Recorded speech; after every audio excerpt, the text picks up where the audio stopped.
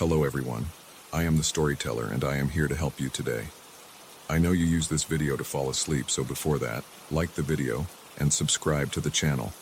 Also, where are you from and what time are you watching? Now get comfortable and relax. I can still remember the stifling silence of that night, the kind that settles too thickly in the air, like a damp blanket you can't shrug off. The house we rented for our business trip loomed in the darkness, old shutters creaking in an almost rhythmic pattern. No wind touched the tall trees outside, yet somehow they seemed to sway as if caught in a silent storm. The porch light flickered, casting jittery shadows that danced across the warped wooden planks. Even before I set foot inside, something felt wrong, like the entire place was holding its breath, waiting to exhale the moment we let our guard down. I had arrived in this small town earlier that afternoon alongside my colleague, who traveled with me as part of our job. We were both commercial representatives, and our work often took us to remote places where we would stay in whatever accommodation was cheap and available.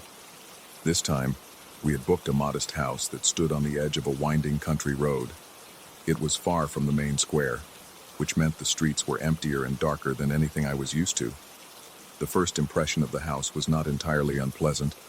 It was quaint in a worn-down way, with a wooden exterior that showed signs of age but still possessed a certain rustic charm. There was no immediate indication of the unsettling night to come, but I remember feeling a faint unease in my stomach when I walked in. The interior smelled faintly of stale air, as though no one had lived there for quite some time. The floors creaked with every step, and the walls seemed almost too bare, with just a few outdated pictures and a mirror in the hallway. My colleague claimed the smaller bedroom near the front window, while I took the slightly larger one in the back. We had spent a long day on the road and were looking forward to resting before meeting our client in the morning.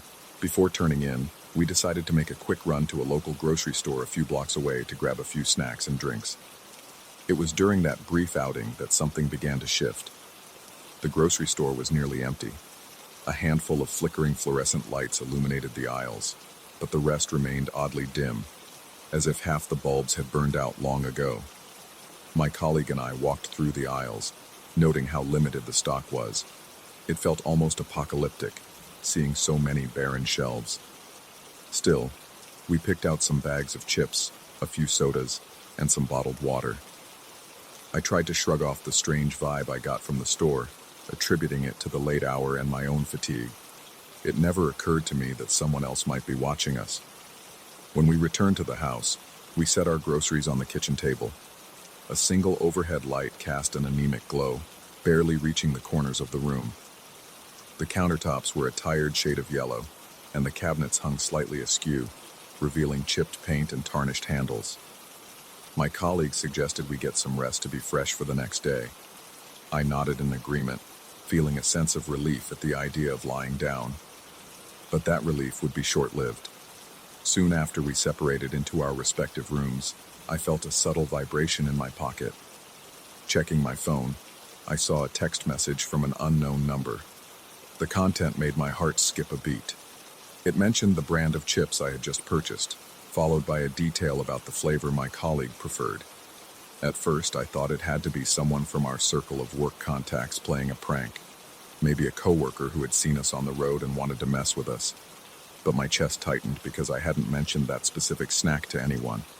My colleague and I had only been in that store for 5 minutes, speaking quietly about which chips we liked. Trying to calm down, I walked to my colleague's door and tapped lightly. We spoke in hushed tones through the cracked doorway, both of us puzzled. He told me to ignore it, that it might be a random scam message. He half-jokingly said there must be coincidences sometimes, especially in small towns where local numbers got recycled. Despite his attempt to sound dismissive, I could hear the unease in his voice. We agreed to keep our phones on silent and call it a night. I went back to my room. The bed was lumpy and covered in old-fashioned sheets that gave off a faint scent of mothballs. I found myself lying awake, tension coiling in my stomach. It was impossible to shake off the feeling that someone, somewhere, had been watching us in that grocery store, or maybe even before that. My phone vibrated again. This time the message described how I was pacing around my room, looking nervous. My pulse hammered as I read the words. I stared at the corners of the ceiling, searching for any hidden cameras, any sign of tampering. Nothing. My colleague mentioned from the other side of the wall that something felt off in his room too, though he didn't go into detail. I paced some more, unsure what to do next, deciding it might be best to confront the messages directly. I typed a response to the unknown number, demanding to know who it was and why they were sending these invasive texts. My palms grew clammy, and a chill passed through my spine. When my phone buzzed again, I hesitated before looking. The new message simply read that I shouldn't worry, because everything was under control, and I was better off staying wide awake. At that moment, I became aware of the acute silence in the house. No sound came from the street, no hum of distant cars or passing motorcycles. Even the usual night insects seemed to have vanished. My throat felt dry, and each breath took conscious effort. I wandered into the hallway, thinking I might step into the kitchen for a glass of water. The corridor was darker than before, as if the single light bulb overhead had dimmed. My footsteps resonated against the wooden floor, a hollow echo that made my skin prickle. As I neared the kitchen, I noticed a faint movement from the corner of my eye. The curtains in the living room, which I had left open earlier, were fluttering softly, although no draft came through the closed windows. They swayed in a gentle but unmistakable pattern, as if guided by unseen hands. The pit in my stomach deepened. I turned on the light in the living room, only to find the bulb flickered once, and then died. My heart pounded so violently, I could hear the blood rushing in my ears.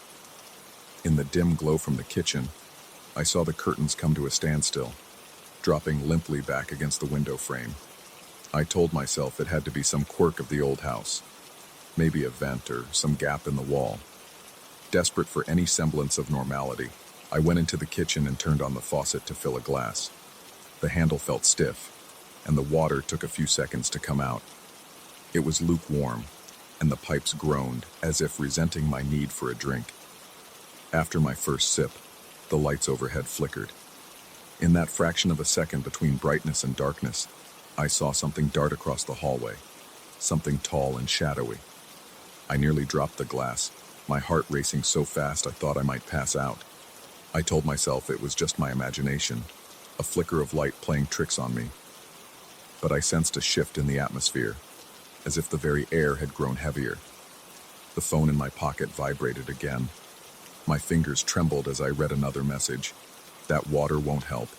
You'll stay awake anyway. My chest constricted, and cold sweat broke out across my forehead. My colleague was probably experiencing the same horror in his own room, yet we had agreed not to panic each other.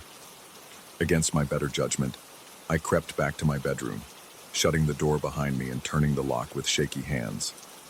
Time crawled at an agonizing pace. Every creak of the floorboard seemed amplified. Every shift of wind outside sounded like footsteps. And then there was the bathroom sink. At first, just a faint dripping. Then a heavier flow, as though someone had turned the faucet on full blast. My mind raced. Had my colleague gotten up? Was the faucet broken? Yet I couldn't muster the courage to step out into that hallway again, at least not immediately. I stood against the bedroom door, pressing my ear to the wood. The rush of water continued, then it stopped, abruptly. I felt a compulsion to check, if only to confirm that I wasn't losing my grip on reality. Forcing myself to turn the knob, I ventured into the corridor once more. My legs felt weak. I approached the bathroom doorway and found the light already on. The sink was still dripping, droplets plinking against the porcelain. Though the faucet had been closed, water continued to ooze out, forming a small puddle around the drain. I caught a glimpse of my reflection in the mirror above the sink. My face was pale, sweat beading on my temples, eyes wide with confusion and fear. Then my phone buzzed again, making my heart jerk. Another text. Check the mirror more closely. Nausea swelled within me. I glanced up at my reflection once again, noticing how warped it looked. My features seemed subtly distorted, as though the mirror's surface was not quite flat. I stepped closer and saw the overhead light flicker, bending my reflection in ways that defied normal physics. It could have been an optical illusion, a trick of old glass and failing electricity. But at that moment, it felt like the mirror was alive, or at least possessed by something that thrived on my terror. A sudden rustling sound made me spin around. The hallway behind me was empty, but I felt certain something had been there just seconds before. My legs shook, and my breathing turned shallow. I retreated to my room, locking the door again and pressing my back against it. The messages kept coming, though I tried to ignore them. They described my every action, how I was standing, how my breath was ragged, even the way my hands kept shaking. Whoever was sending these texts had eyes on me, or worse, they were inside my head. I couldn't decide which possibility scared me more. Around this time, my colleague tapped lightly on my door, asking if I could hear the strange noises too. I responded that I could, my voice barely rising above a whisper. He then mentioned he was receiving odd messages, ones that described his every move and told him not to sleep. It felt surreal hearing confirmation that I wasn't alone in this. Neither of us dared raise our voices or go searching for help. The very walls seemed to be listening, waiting for us to reveal our fear so it could amplify it. Hours passed in a torment of creeping dread. The house became a canvas for every nightmare scenario running through my head. I heard faint knocks behind the walls, the floorboards squeaking outside my door, the faint rustle of curtains, even though no wind blew.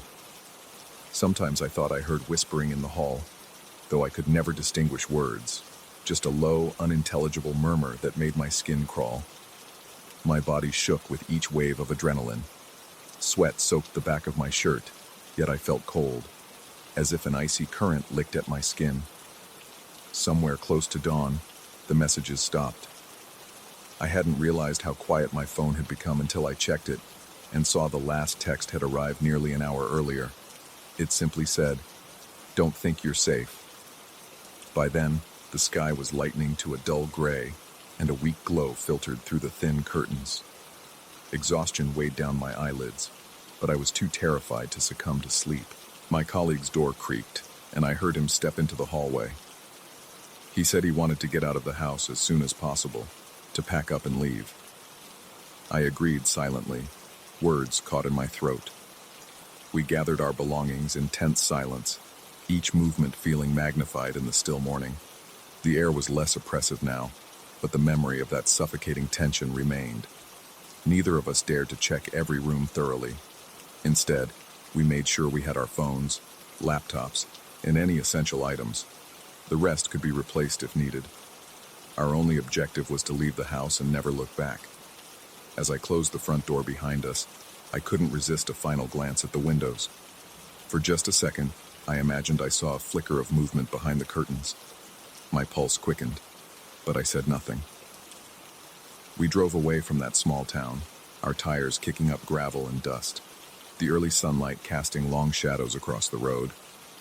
My colleague and I tried to discuss the events in a logical way. Maybe we had fallen victim to some elaborate prank or local superstition.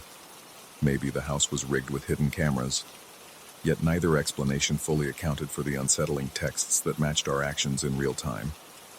Nor did it explain the cold presence that made every hair on my body stand on end. We reached the highway and breathed a collective sigh of relief. But deep down, I knew the experience would never truly leave me. Weeks later, I still find myself waking in the middle of the night, gasping for air, convinced that my phone is buzzing with more messages. My heart thunders against my ribcage until I check the screen and see no new notifications. Even so, I can't shake the feeling that whoever, or whatever, was behind those messages might still be out there, watching from some dark corner, just waiting for the perfect moment to remind me that I'm not safe.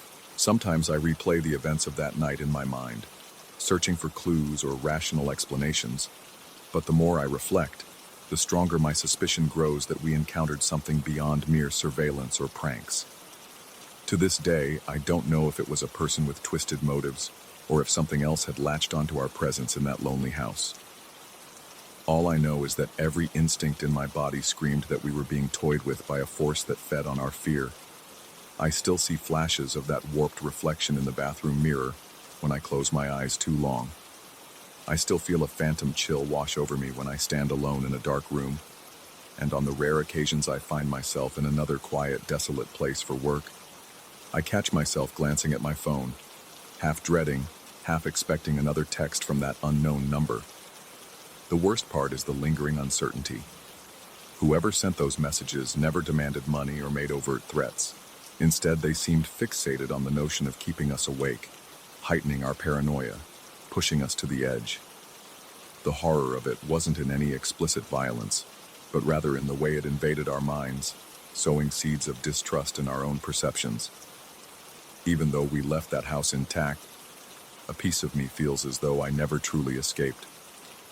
Every bump in the night, every flicker of the lights, every unexplained rustle of fabric in a still room now carries echoes of that oppressive darkness. It's a reminder that sometimes terror doesn't need to manifest in physical harm. Sometimes it's enough that it watches you, learns your fears, and makes you doubt your own senses. I've tried to move on, pouring myself into work, convincing my colleague that it must have been a fluke. Yet no matter how busy we stay, the memory of that night lingers, casting a shadow over every mundane action. We've stayed in countless rentals since then, and none have shown the same signs of malevolence. But whenever I encounter a flickering light or a slowly dripping faucet, my stomach tightens with dread. I recall the way the curtains moved on their own, how the house's silence turned suffocating, how the texts knew precisely what we were doing in real time. Even now, I keep my phone locked away when I'm alone at night. The idea of another unknown number lighting up the screen is enough to make my hands shake. Despite all logic telling me it couldn't possibly be the same presence, my instincts remain on high alert. And in those solitary moments just before I drift off to sleep, I sometimes sense a faint prickling at the back of my neck, as if unseen eyes are studying me from a corner I refuse to acknowledge. Deep inside, I realize the fear may never fully subside. It's a burden I carry with me, a reminder that there are places and forces in this world that exist just beyond our comfortable understanding. At the end of it all, I'm left with an unsettling truth. There are horrors we can't explain, terrors that don't rely on bloodshed or open violence. Sometimes the simplest act of observation, of someone or something observing us, can prove more harrowing than any physical threat. Because in that silent gaze, in those messages that know our every move, lies the ultimate assault on our minds. We become our own worst enemy, questioning each sound, each shadow, each flicker of light, until reality itself feels like it's unraveling. And in my case, I'm still not certain it has finished unraveling. There is no tidy conclusion, no definitive answer. All I have is that gnawing doubt, the knowledge that some things linger in the darkness long after sunrise. So I continue my travels, meeting new clients in new towns, always a bit more guarded, always glancing over my shoulder. The memory of that old house in the small town stays with me, a permanent scar etched into my thoughts, a constant whisper that warns, remain vigilant. Because sometimes, in the hush of the night, the phone still vibrates without reason, and for a heartbeat I convince myself it's them again, whoever or whatever they were, waiting to remind me they never truly left. I don't know if that moment will ever come, but the anticipation alone is enough to keep me awake, staring into the darkness, listening for sounds that may or may not be there. And that, in its own twisted way, is a horror I can't escape.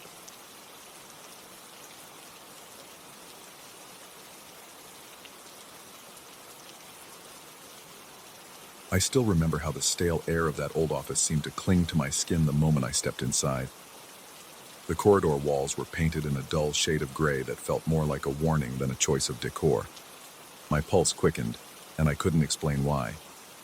Something about that place felt wrong from the start, as if it were quietly protesting my presence.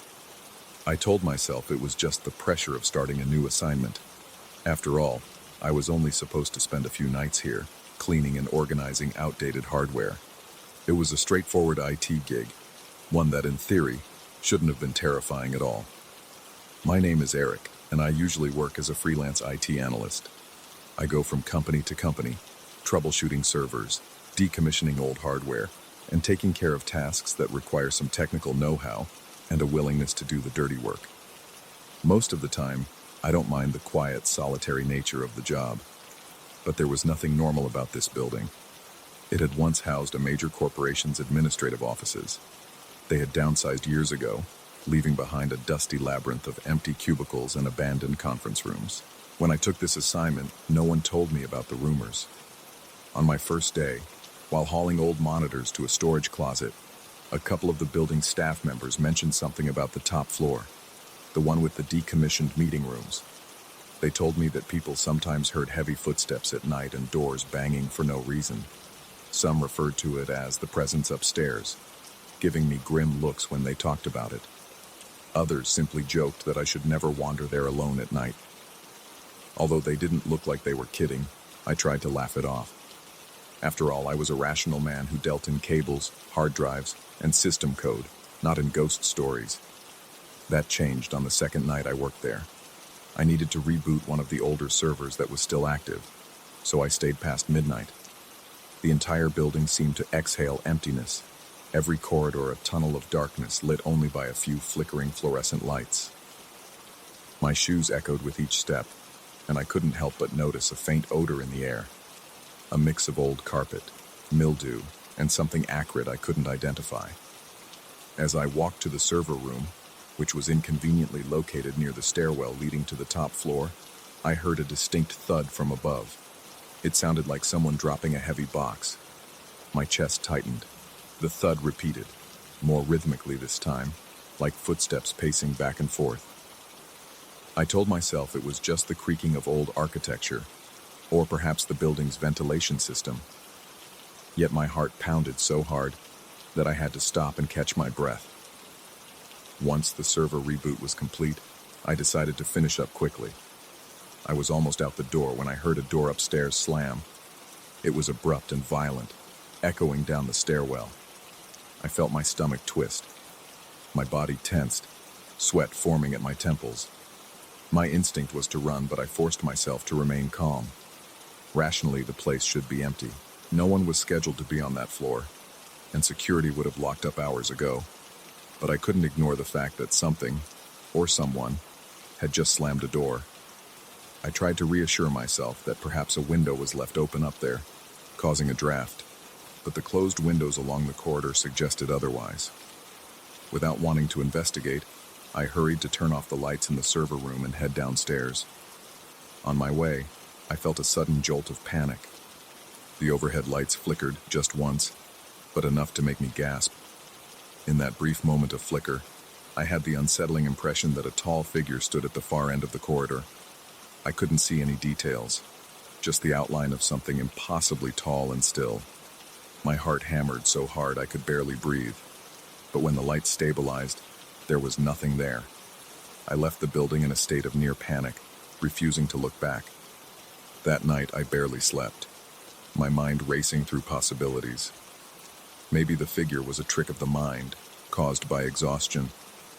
I told myself I needed to get more rest, to stop letting old ghost stories invade my thoughts. But the next day, when I confided in a coworker what I thought I had seen, she recounted rumors of a tall, shadowy presence that several employees had glimpsed. She described it as an elongated silhouette lurking near the corners of corridors, always watching, never approaching. I felt a twinge of nausea as she spoke. It seemed too specific to dismiss as an optical illusion. Over the following week, each time I needed to work late, I found myself dreading that building. My palms would sweat the moment I entered the lobby. The quiet hum of the fluorescent lights made me feel on edge, yet my tasks forced me to stay, because certain server checks had to be done after hours to avoid disrupting daytime operations. Unfortunately, the older hardware was stored on the very floor everyone avoided. I would stare at the elevator doors for a long moment, then choose the stairs instead. Something about stepping into an enclosed metal box made me feel even more vulnerable. Most nights, I heard small noises that could be dismissed as the building settling. A faint crack here, a groan of metal there. But there were times I clearly heard footsteps above me. Heavy, deliberate steps that seemed to circle the perimeter of the top floor. Whenever that happened, My chest tightened, and I'd break into a cold sweat. My mouth would go dry, and I'd wait, half holding my breath, hoping the sounds would stop. Often they did, but the silence that followed was sometimes worse. It felt like waiting for the next heartbeat of something enormous and hidden. One night, I tried to bring a coworker upstairs with me, just for company. She insisted she was too busy with her own tasks. I nearly begged her, but ultimately, I went alone. I recall gripping the rail of the staircase so tightly my knuckles went white. The corridor lights flickered more than usual. My ears seemed hyper-aware of every little sound. The faint buzz of electricity, my own shoes scraping the floor, and the blood pounding in my ears. When I opened the door to the main corridor of the top floor, I felt an immediate urge to flee. The atmosphere was thick, as if the air itself carried a menacing weight. I could smell that acrid scent again, some cross between burnt plastic and decaying drywall. My stomach churned, and I swallowed hard, determined to get my job done fast. As I moved to collect some old routers from a dusty room, I caught something in the reflection of the glass wall that separated this room from the next. It was that same towering figure, standing at the other end of the corridor, motionless, staring at me. I froze, and the reflex made my whole body go rigid, my breath catching in my throat. For what felt like ages, I couldn't tear my gaze away. Then, without warning, the figure took a step back, and the reflection vanished. I turned around, but there was nothing there. Just an empty corridor with outdated furniture stacked haphazardly. By this point, my nerves were frayed. I felt an uneasy mix of terror and curiosity, but I mostly just wanted to get out. My mind raced. Could it be a trick of the overhead lighting? Was I having a stress-induced hallucination? The sense that something was watching me, that it could appear anywhere, anytime, gnawed at me constantly. My coworkers seemed unconcerned, content to believe it was all part of the building's ghost story. But I knew what I had seen. I couldn't shake the feeling that it was no mere shadow. In the following days, I found myself avoiding eye contact with the stairwell to the upper floor. Each time I passed it, I'd get that tight feeling in my chest, that sense of being observed. At night, if I was forced to be there, every echo, every creak, seemed to magnify 100-fold. There were also times I heard a faint whisper, though I couldn't make out words, only the soft, persistent murmur of something not quite human. My body would respond with a surge of adrenaline, heart slamming against my rib cage, limbs going clammy. My supervisors began asking if I was feeling all right. I tried to explain, in vague terms, that the place was getting to me, that the environment felt oppressive. They offered to let me adjust my hours, perhaps coming in earlier in the evening so I could leave before midnight. But a few tasks still needed to be done in the early morning hours, and inevitably, I found myself alone in that place. One particularly unsettling night, I was in the second-floor server room, running firmware updates. Around 2 a.m., I heard a door upstairs slam 3 times in quick succession. It was so loud that I felt it in my chest. My throat constricted, and I nearly dropped my flashlight. The temptation to flee was overwhelming. But I remembered that the servers would be in the middle of a critical update for another half hour. If I left then, it could corrupt the entire system. So I stayed, each minute stretched into an eternity. The next few minutes passed in eerie silence, and I almost convinced myself that maybe the wind had blown through an open window. Then, directly above my head, I heard what sounded like rapid footsteps running across the floor. They paused near the edge of the corridor, right above me, before dashing back in the opposite direction. My breathing was shallow, my heart slamming like a drum. I couldn't understand how any living person could move that fast, that frantically, in an otherwise empty floor. When the firmware update finally completed, I grabbed my things and headed downstairs toward the exit. The hallway lights flickered again. My entire body quaked with dread. I heard a faint scraping sound, like nails dragging across metal, echoing from the upper floor. I had to fight the primal urge to run. In that moment, it felt as though the building itself was alive, demanding my fear as payment for trespassing. My pulse pounded in my ears and my vision tunneled. By the time I made it to the front door, my hands were shaking so hard that I struggled with the key card. Finally, the lock clicked, and I stumbled out, gulping fresh air like a drowning man. After that episode, I seriously considered quitting. I told the temp agency the project was beyond my scope, but they insisted the client was pleased with my work and offered me a raise if I stayed on just a bit longer. They needed the final inventory and hardware disposal plan. Against my better judgment, I agreed, but I resolved to never venture upstairs alone at night again. A few evenings later, circumstances forced me to break that promise. A series of system errors required manual restarts, and these errors always came at the worst possible times. At around 11:45 p.m., I found myself standing in front of that damn staircase again, telling myself I could do this quickly and get out. My mind was in a battle with my adrenaline. Every sense was heightened, and the building felt unnaturally still. Climbing the stairs, I kept seeing movements in my peripheral vision, shadows flickering just beyond my line of sight. My skin prickled with goosebumps, and my heart hammered in my chest. The corridor on the top floor was darker than usual, a few lights completely out, leaving long stretches of darkness. I used my flashlight, but it seemed to illuminate only a narrow path, leaving the rest of the corridor in suffocating gloom. As I approached the final conference room, the door creaked open on its own. My breath caught in my throat. The darkness beyond that door felt alive, a tangible force pressing against my senses. Then I heard something, a guttural rasp, as though someone or something was struggling to breathe. My legs nearly gave out beneath me, but I forced myself forward, pushing the door fully open with a trembling hand. Inside, the air was colder than the rest of the floor, and an unrelenting sense of being observed weighed heavily on me. I shone my flashlight around, and that's when I noticed the reflection in the large glass panel at the back of the room. The tall figure stood there again, looming impossibly high. My chest constricted as I watched it raise what looked like an arm far too long to be human. My entire body seized in panic. I wanted to scream, but my voice seemed locked inside my throat. I stumbled backward, tripping over a pile of cables, flashlight clattering on the floor. In the frantic moment that followed, I scrambled to pick it up, flicking the beam wildly around the room. The figure was gone. I wasn't sure whether that was more comforting or more terrifying. Something inside me broke at that moment, and fear gave way to a jolt of desperate determination. I ran out of the room, slamming the door behind me, and sprinted down the corridor. My lungs burned, and my vision blurred with tears of pure terror. It felt as though the building itself pulsed with malevolence, each step echoing a fraction of a second too late, as if something followed in perfect mimicry. By the time I reached the stairs, my knees wobbled, and I nearly collapsed. I forced myself down, step by agonizing step, feeling as if I was descending into some other realm rather than escaping it. When I finally burst into the ground floor lobby, I was shaking so violently that I could hardly function.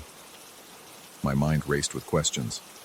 Was that entity real, or had I gone mad from stress and lack of sleep? Why did it watch me, and why did it lurk in reflections? The uneasy possibility that it was feeding off my fear gnawed at me. I left that night and never returned alone. I negotiated daytime-only shifts, strictly refusing any nighttime assignments. My supervisors weren't thrilled, but they allowed it, possibly seeing the terror etched on my face. Whenever they asked about the presence upstairs, I'd only say I wanted no part of it. Even recalling the memories makes my heart pound. Eventually, the job ended. I completed my tasks, signed off the inventory, and moved on to my next contract. But the echoes of that building have never left me. To this day, I'll catch myself glancing at reflective surfaces in unfamiliar corridors, half expecting to see that impossibly tall shape standing there, watching. Sometimes, at night, I'll hear noises in my own home that remind me of those footsteps pounding overhead. I'll bolt upright in bed, breath ragged, heart hammering, until I remind myself where I am. Yet a nagging doubt remains. Did I escape that presence, or did it follow me? I can't say for certain. All I know is that whenever I recall the stale air, the flickering lights, and that looming silhouette, A chill crawls down my spine that no amount of reassurance can erase.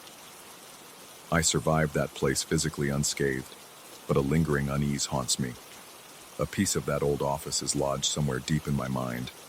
Sometimes I wonder if the darkness I encountered was simply a reflection of my own stress and anxieties, or if, in fact, that building concealed something far more malevolent than a haunted legend. Either way, I haven't found a definitive explanation, just a lasting dread. And whenever I hear a door slam or see a flicker of movement in a corridor, I can't help but remember that place and its silent watcher waiting in the shadows.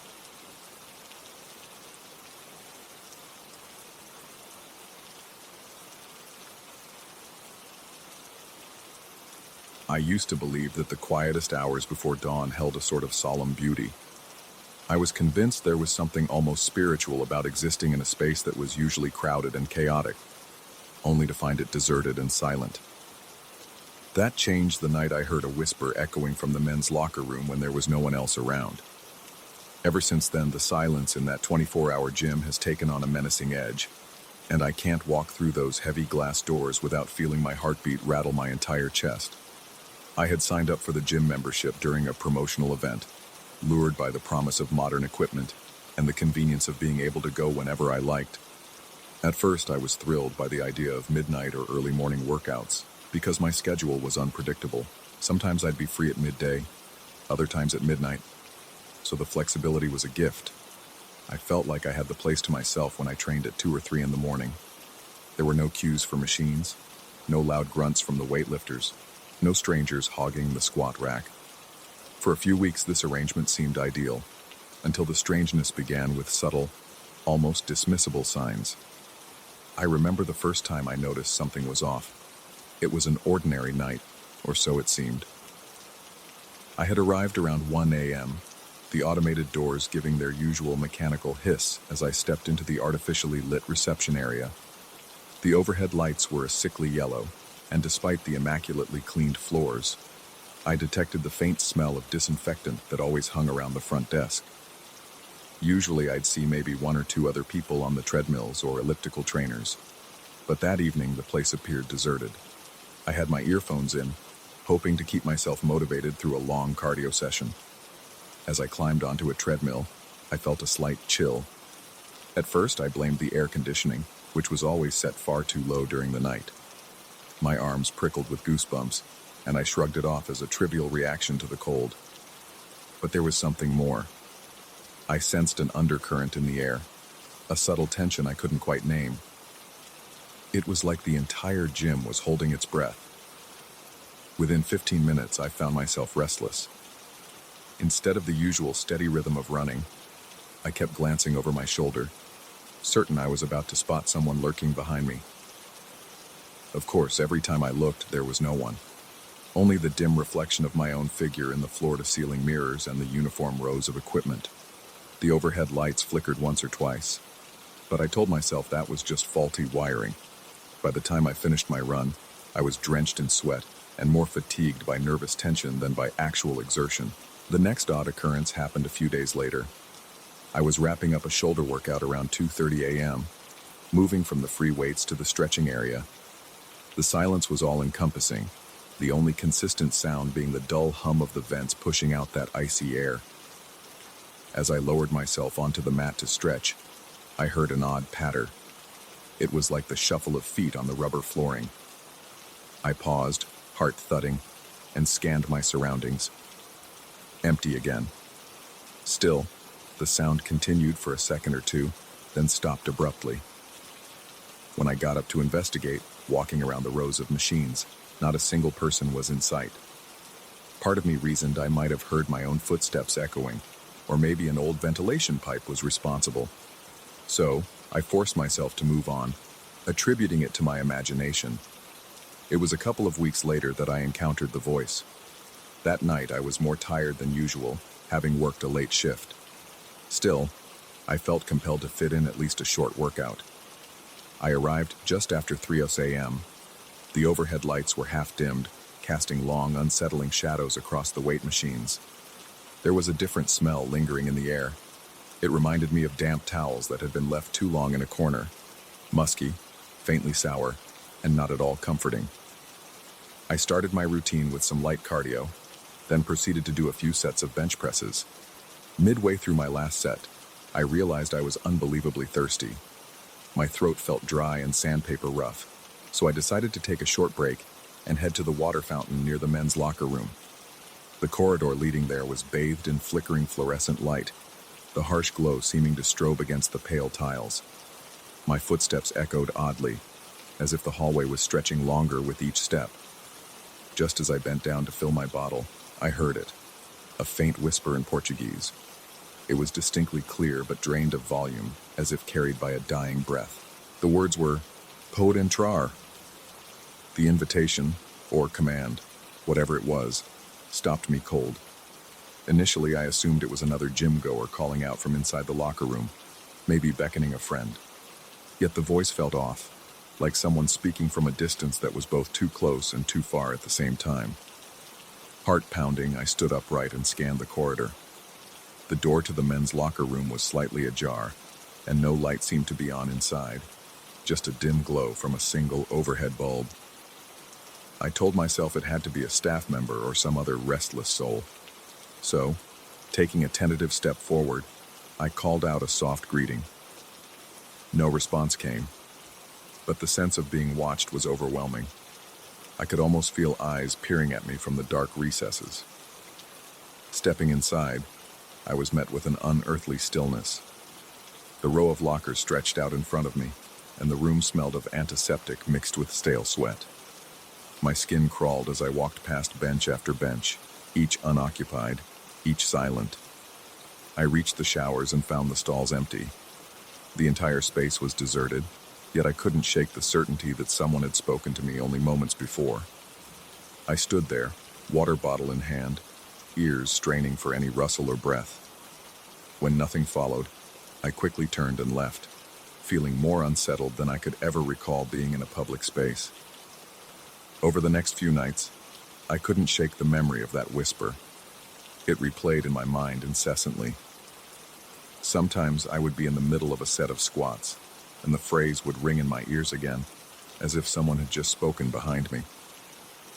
My workout suffered because I started rushing through exercises, eager to finish and leave. But every time I tried to push the incident to the back of my mind, a new layer of dread draped itself over me. Another disturbing incident hit like a thunderclap about a week later. I'd convinced myself to face my unease head-on by returning at my usual late hour. The place was emptier than ever, with no sign of the night staff, though the front desk light was on. The entire building felt hollow. I did my best to ignore the gloom and focus on the rhythmic clang of weights. Halfway through my routine, the faint overhead music cut off abruptly, plunging the gym into silence except for my own breathing. Then, a distortion of static crackled through the speakers, like a whisper full of watery hisses. No words were distinct, but the noise had an undeniably human quality to it, as if layered with quiet moans. The sound stretched on for what felt like minutes before snapping back into silence. By that point, my hands were shaking. I dropped the dumbbells, feeling my palms slick with cold sweat, and I could taste fear like copper on my tongue. Shaken but determined not to be controlled by my own paranoia, I reasoned I would just do a couple more sets and leave. The sense of a presence lurking was back, stronger than before. Every time I turned, I thought I saw a shape moving around the corners of the mirrored walls. My reflection seemed elongated, twisted, as though the mirror itself was warping. The overhead lights flickered relentlessly, creating brief intervals of darkness that felt like an entirely different realm. In those split-second blackouts, I swore I saw outlines of something not human, shapes flickering at the edge of my vision.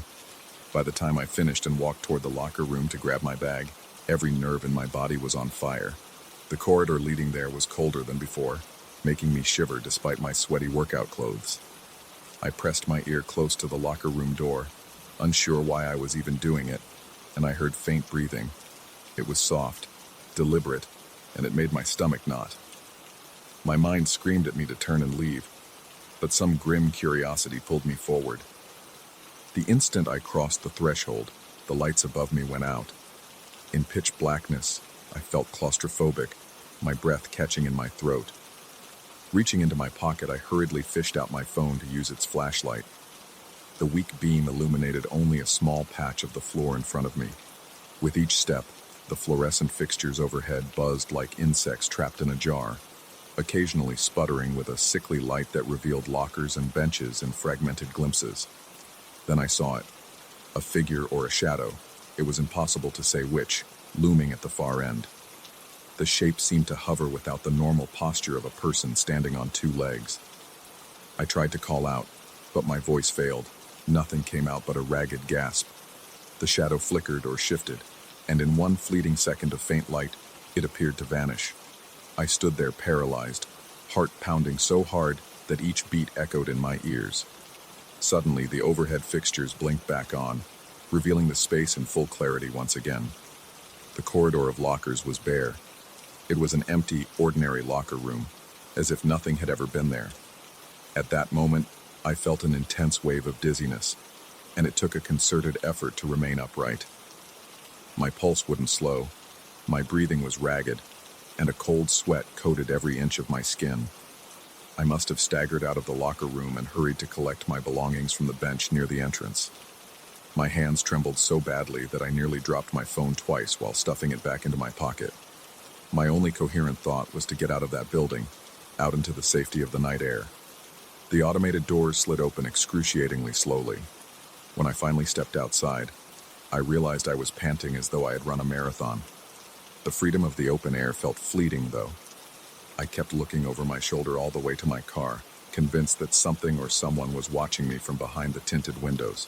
In the following days, I tried to rationalize. I told myself it was stress, or that my imagination had run amok in the echoing emptiness of the gym. Maybe I was overtired, or maybe the new supplements I'd been taking had triggered jitters or hallucinations. But late at night, as I lay in bed, images of that shadow and the echo of that disembodied peau d'entrée consumed my thoughts. I felt trapped in a spiral of dread, and I couldn't dislodge the fear that there was something malevolent in that place, something that thrived in the silent hours. Eventually, I confided in a friend who also happened to be a personal trainer. I avoided direct quotes as much as possible, telling him indirectly that I had experienced some deeply unsettling encounters and that I was questioning my own sanity. He offered the typical logical explanations about faulty electrical systems, echoic chambers, and the impressionable nature of the mind. In a polite but concerned way, he suggested maybe I should work out during the day, at least until I felt more comfortable. Part of me felt relieved to hear him say these things. It validated that the rational side of me could still attempt to find normal explanations. A few weeks passed, and I mostly avoided the gym at night, opting for afternoon or early evening sessions. The facility was busier then, filled with everyday noise and the mundane hustle of people rushing to complete their routines. I started to feel safer. However, my schedule eventually forced me into another late-night session, and the moment I stepped through those doors, the memory of that suffocating tension washed over me. I stayed hyper-aware of my surroundings, listening for any odd sounds or whispers. The place was quiet in all the wrong ways. I tried to keep my workout short. My intention was to do only a couple of exercises and leave. After finishing the last set of bicep curls, I inched toward the corridor where the water fountain was located. Although I felt reluctant, my thirst was overpowering. The fountain's trickle sounded unnaturally loud, a soft metallic gurgle that echoed down the hallway. As I took a sip, that same Portuguese phrase reverberated in my mind. My heart thumped so hard I felt a tremor in my ribs. The men's locker room door was open just a crack, but the darkness beyond felt like a living, breathing thing. I experienced a strange magnetism pulling me there, but I resisted. I turned away, refusing to let my curiosity lure me inside. The entire time, I had the uncanny feeling that someone or something was behind that door, quietly urging me to come in. A wave of revulsion passed over me, and I left without even returning my towel to the rack. My only intention was escape, no matter how cowardly I felt. Now, whenever I pass by the gym late at night, I can't bring myself to go in. Even seeing those lights glowing in the glass front triggers a tightness in my chest. I keep remembering the subtle shift in the air, the scratching static in the speakers, and that formless shadow I nearly walked into. Worst of all, I recall the voice that sounded both near and distant. Pod entrar. The memory is enough to send chills drilling into my spine, and I have no rational explanation that can soothe the dread it planted in my mind. Sometimes I ask myself if I was singled out, or if others have heard it too. Since it all happened, I haven't spoken about it much, and the gym staff never bring up anything unusual. It's almost like there's a silent agreement to ignore the eerie atmosphere that descends at night. Or maybe no one else has experienced the same level of horror I did. I still find myself wondering if there really was an entity there, feeding on fear, or if my mind twisted normal occurrences into something horrifying. Even now, I question my own sanity at times. But the fact remains, I heard that whisper. I saw that shape. I felt an oppressive presence in the darkness of that locker room, a sensation so vivid it's impossible to dismiss as a mere trick of light. My body's reactions, racing heart, hair standing on end, clammy palms, were real and undeniable. That night changed me, and it left an imprint on my psyche that refuses to fade. I've never gone back during those haunted hours, never walked down that flickering corridor alone again. And though I continue my daytime workouts, the fear still lingers in the back of my mind, as if waiting to pounce. The slightest malfunction of a light bulb, or the faintest echo in an empty gym can make my stomach seize with panic. I'm always on guard, half expecting to hear that disembodied voice calling out from the locker room once more, coaxing me into a darkness from which I might not return the same. The worst part is, it leaves me with the uneasy possibility that sometimes the darkness beyond our own reflections is not empty. Something could be there, waiting in the silent hush of early morning, inviting us further into shadowed corridors and quiet rooms. And when I remember that creeping dread and that single chilling phrase, I know one thing. I would rather stay outside, in the safety of the night air, than ever cross the threshold into that echoing void again.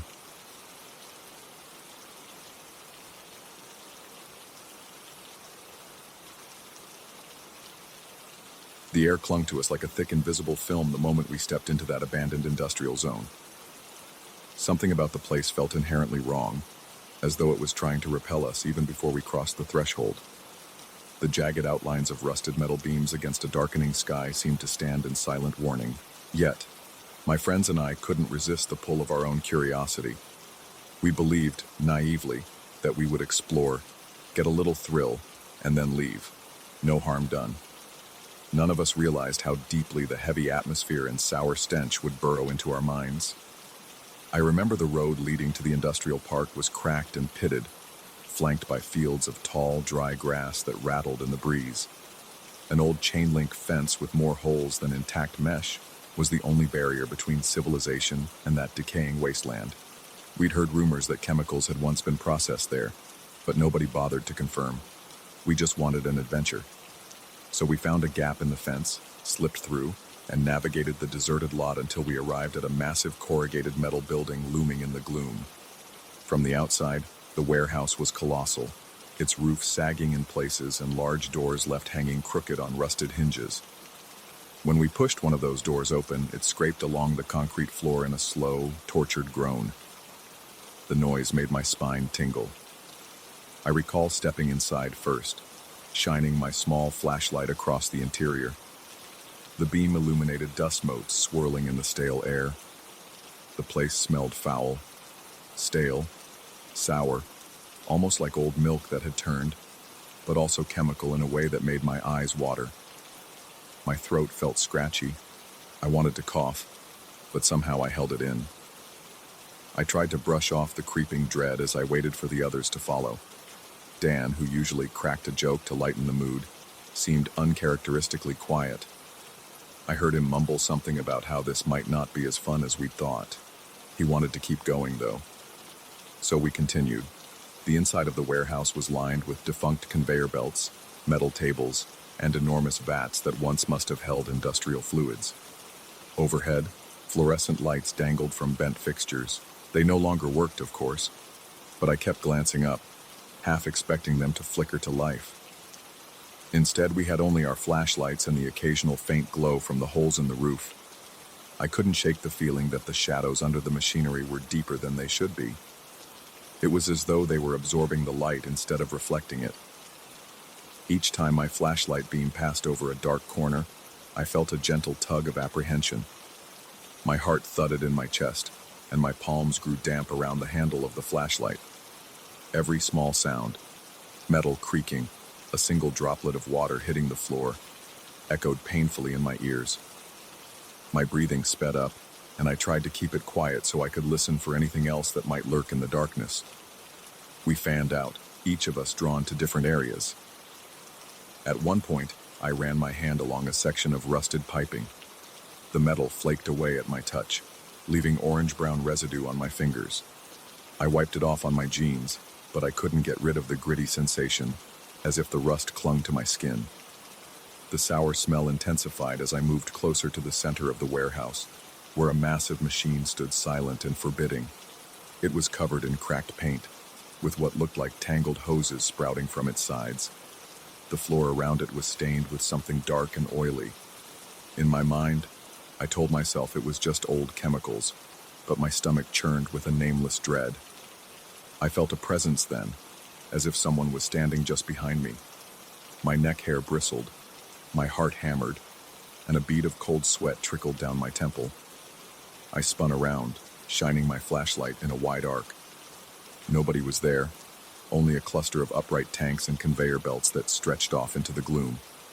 I let out a shaky breath, telling myself I was being foolish. But that feeling lingered, as though I had intruded on something's territory, and it watched me from just beyond the edge of my vision. A few yards away, one of my friends was fiddling with some levers on a broken control panel. He mentioned, in a low mutter, that these must have operated the conveyor belts. The rest of us gathered around the machine. We exchanged looks that said we should probably move on. Some unspoken tension passed among us. I wondered if they felt that same pressure in the air, that quiet insistence that we didn't belong. We headed deeper into the building, stepping over piles of debris, broken crates, fragments of scrap metal, and torn industrial tarps. The further we went, the heavier the atmosphere became. It felt harder to breathe, as though my lungs were straining against a weight pressing on my chest. My flashlight flickered once, twice, and then steadied. It was enough to send a jolt of panic through me. The last thing I wanted was for the light to fail in that suffocating darkness. As we approached the back of the warehouse, we found a row of offices sealed behind glass windows. The windows were so grimy that it was impossible to see inside without wiping the sludge away. I hesitated, but eventually used my sleeve to create a streaky portal into the gloom. The beam of my flashlight revealed a cramped room filled with file cabinets and a few desks, all in disarray. Chairs were knocked over, drawers yanked open, documents scattered across the floor. The sour smell grew even more potent near this office section. My eyes watered and my stomach twisted. It was as if something had leaked out of the walls and infected the air. I noticed a movement from the corner of my eye, a quick flicker of shadow across the other side of the glass. My breath caught in my throat. My pulse slammed in my ears. I jerked my flashlight toward the spot, but there was nothing. Just the ghostly reflection of our group in the grimy glass, looking far more nervous than we had upon arrival. I tried to tell myself it was just a trick of the light, yet I couldn't shake the crawling feeling on the back of my neck. We left the offices behind, deciding it was time to circle around and head for the exit. We hadn't been inside for more than 30 minutes, but it felt like hours. My mouth was so dry I had to swallow repeatedly to keep from gagging. Another friend mentioned, in a tense whisper, that the smell was getting worse instead of dissipating. He wondered if there might be chemical spills deeper in the building. Someone else suggested we leave right then, but curiosity still battled with our unease. We pressed on, hoping that taking a complete loop around would feel less like we'd run away in fear. With every step, the sense of being watched multiplied. The enormous machines, silent and immovable, seemed to loom larger. as if alive in their own menacing way. The shadows, thick and almost tangible, seemed to pulse with an unseen energy. My breathing grew ragged, and every muscle in my body felt tense. Each breath carried that acrid tang, burning my nostrils and coating the back of my throat. The corridor we entered next was lined on both sides by tall racks that once held equipment or spare parts. Now, most of them lay toppled, their shelves empty or strewn with debris. My flashlight revealed twisted shapes that looked like they had melted, congealed into lumps that defied easy explanation. A sense of dread settled in my stomach, cold and relentless. Was this the result of some chemical reaction or something else entirely? As we neared the exit, one of us suggested we regroup and calmly walk the rest of the way without splitting up. We formed a tight cluster, flashlights overlapping to create a larger circle of illumination. The beams of light jittered along the walls and ceiling, revealing streaks of rust and filth that almost looked like spreading veins. Each time we passed another piece of decrepit machinery, I strained my hearing for any sign of movement behind us. The silence became loud, pressing against my eardrums until I wished for even the smallest, most innocuous noise to break the tension. But the only sound I could detect was my own panicked breathing. Then, for a brief moment, the sour smell subsided, replaced by a cool draft wafting in from a large set of double doors. Relief surged through my body. I could see the outline of the exit in the weak exterior light. My heart pounded, urging me forward. The feeling of oppression that plagued me was starting to loosen its grip, just a bit. But as we drew closer, the entire building seemed to exhale some foul breath of its own. The sour stench hit like a physical blow, worse than anything I had experienced so far. My knees wobbled, and I struggled not to retch. I heard my friends letting out muffled curses, covering their mouths and noses. It was as if the place refused to let us leave without one final assault on our senses. A wave of nausea hit me so hard I had to lean against a rusted support beam. My flashlight dropped, clattering to the ground and rolling a few feet away. The flashlight's beam landed on one of the broken machines, illuminating the space beneath it in an odd angle. For a second, I thought I saw something move there, some shape that was not part of the machinery. My vision blurred, and I blinked furiously. The shape looked almost gelatinous, quivering in the half-light. It seemed to vanish the instant I tried to focus on it. I forced myself upright, ignoring the shakiness in my limbs. I retrieved my flashlight and rejoined the group. No one spoke directly, but I caught the stark fear in their eyes. We knew, without words, that we had to get out. We made a final push toward the exit, refusing to let ourselves be defeated by panic. Yet my heart hammered in my chest, and my breath came in ragged gulps. I could feel sweat trickling down my back, chilling my skin in the damp air. The closer we got to those double doors, the more the atmosphere seemed to swirl around us in a suffocating dance. Shadows elongated and warped, distorting the shapes of the machinery into monstrous silhouettes. My flashlight flickered again, and I nearly lost my nerve. I told myself to keep it together. Outside, I could see a sliver of the dark sky, a faint promise of escape from this suffocating darkness. When we finally reached the threshold, I could barely breathe. My lungs felt seared by the chemical stench, my nerves frayed by the constant sense of pursuit from those silent shadows. Stepping over the doorway felt like crossing from one reality into another. The night air was cold, but it was a blessing compared to what we had just endured inside. I tasted freedom in that first gulp of cleaner air, even though the sour odor clung to my clothes and hair. Yet, even outside, I felt no true relief. The warehouse loomed behind us, its jagged outline framed by the moonlight. My heart was still pounding, and a cold sweat covered my forehead. I found myself turning around, shining my flashlight back at the open door. For a moment, I thought I saw a faint movement within, as though something receded deeper into the darkness. It left me with a spine-tingling certainty that the place housed a presence far beyond our comprehension. One of my friends remarked that it was time to head home. Another added we should never return. There was an undercurrent of mutual agreement in the group. We began to walk away, our flashlights bobbing in the night. But the sense of being followed lingered. as if the dense air from the warehouse had latched onto us. I kept glancing over my shoulder, heart racing each time I imagined a flicker of motion in my periphery. Once we reached the gap in the fence, the night breeze gained some freshness. My eyes stung from the strain of tension, and my hands trembled. I was sweating despite the cool air. We slipped back onto the deserted street, each step feeling both urgent and numb. I realized my entire body was covered in goosebumps, and my nerves felt raw. In that quiet, I replayed every unsettling moment in my head, asking myself if I had truly seen those shifting shadows, or if my mind had conjured them in the throes of fear. We parted ways without ceremony, each of us carrying that intangible weight back to our homes. Once I stepped inside my room, I dropped onto my bed, clothes still damp with sweat and reeking of that sour stench.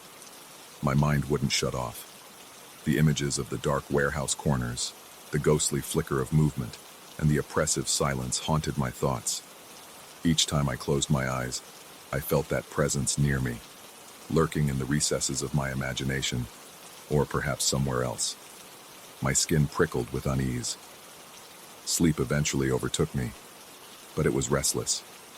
I dreamed of endless corridors stretching from that warehouse, each one leading deeper into gloom, and every time I turned a corner, I sensed a form slithering just out of sight. In the dream, my footsteps echoed off distant walls as I ran in slow motion, my heart pounding so violently I thought it would burst. When I jerked awake, my body was slick with sweat, my breath coming in gasps. The darkness in my bedroom seemed thick, but at least I knew I was far from that cursed place. I tried to discuss the experience a few days later with Dan, in an effort to make sense of it. He brushed it off lightly at first, then admitted he had been feeling an odd paranoia since the night we explored. He didn't go into detail, just a vague mention of being unable to sleep well and seeing things in the corners of his eyes. I confided I was experiencing the same anxieties. We agreed without hesitation never to return. Neither of us wanted to find out if the intangible presence could manifest itself more concretely. Even now, I can't fully explain what we encountered in that abandoned industrial zone. Perhaps the chemicals left behind played tricks on our senses, warping our perception and conjuring hallucinations. Or maybe there was something else, some force that had claimed the warehouse as its domain, feeding on the fear and curiosity of unwary visitors. I can't decide which explanation scares me more. The days and weeks that followed were marked by sporadic waves of claustrophobia and an abiding sense that I was being observed. My imagination, or whatever had latched onto me, refused to grant me peace. At night, when the wind howls outside, I sometimes catch a whiff of that sour odor, and my heart kicks into overdrive. My palms get slick and a chill spider walks up my spine. It's enough to send me reeling back into the memory of that dismal, reeking corridor. Yet the strangest part is that none of us ever reported any physical ailments beyond the lingering psychological horror. No mysterious illnesses, no rotting shoes from chemical spills, no tangible proof that the place had harmed us physically. The only residue was mental, a wedge of dread lodged deep in our minds. Sometimes, late at night, I wonder if that intangible presence found a way to follow us home, silent and invisible, waiting for the right moment to make itself known. I've kept quiet about the incident for the most part, only discussing it with those who were there. We have a mutual unspoken pact that we will not entertain the idea of exploring abandoned sites anymore, not because we fear broken floors or tetanus-laden nails, but because there are places in the world where the veil is thin, where something beyond reason or science might lurk. I'm not the same person I was before that night. My nerves are more frayed, my sense of security always under question. I don't look at shadows in the same way. Even the simplest shapes cast on walls can set my pulse racing if I'm not careful.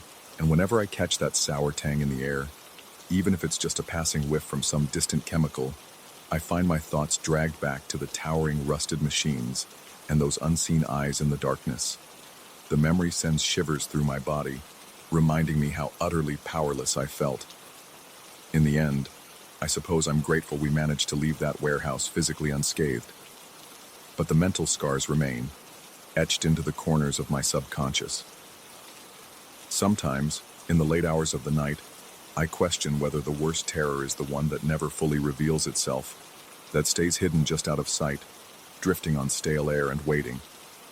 The unknown can make any shadow ominous, any unexplained noise a threat, and any foul stench a silent promise of something far more disturbing lying in wait. I've kept this story to myself long enough that it feels like a permanent secret, whispering incessantly in my ear whenever I let my guard down. And though I try to rationalize it, chemicals, old machinery, an overactive imagination, there's a piece of me that knows the truth lies beyond those surface explanations. Something was there, something hungry or angry or simply alien. It reached into my mind that night, left a fingerprint of dread, and ensured I would never forget the way my heart thundered in my chest when it felt like we were trespassing on forbidden ground. We never did return, and I have no intention of ever stepping foot in that forsaken building again. Even the memory of the air thick with that nauseating stench is enough to make my mouth go dry and my pulse accelerate. Sometimes, in my quieter moments, I wonder if that presence still waits among the rusted machines, shifting in the darkness, listening for the sound of intruders. And if it does, maybe we're the lucky ones. Maybe it was never meant to be seen or understood. But the knowledge that it exists, or might exist, is enough to keep me on edge whenever I pass by an old, decrepit structure. Because once you feel that oppressive air and sense that living darkness pressing against your mind, there's no return to blissful ignorance. You carry the fear with you, tucked away like a foul secret, haunting you with every breath.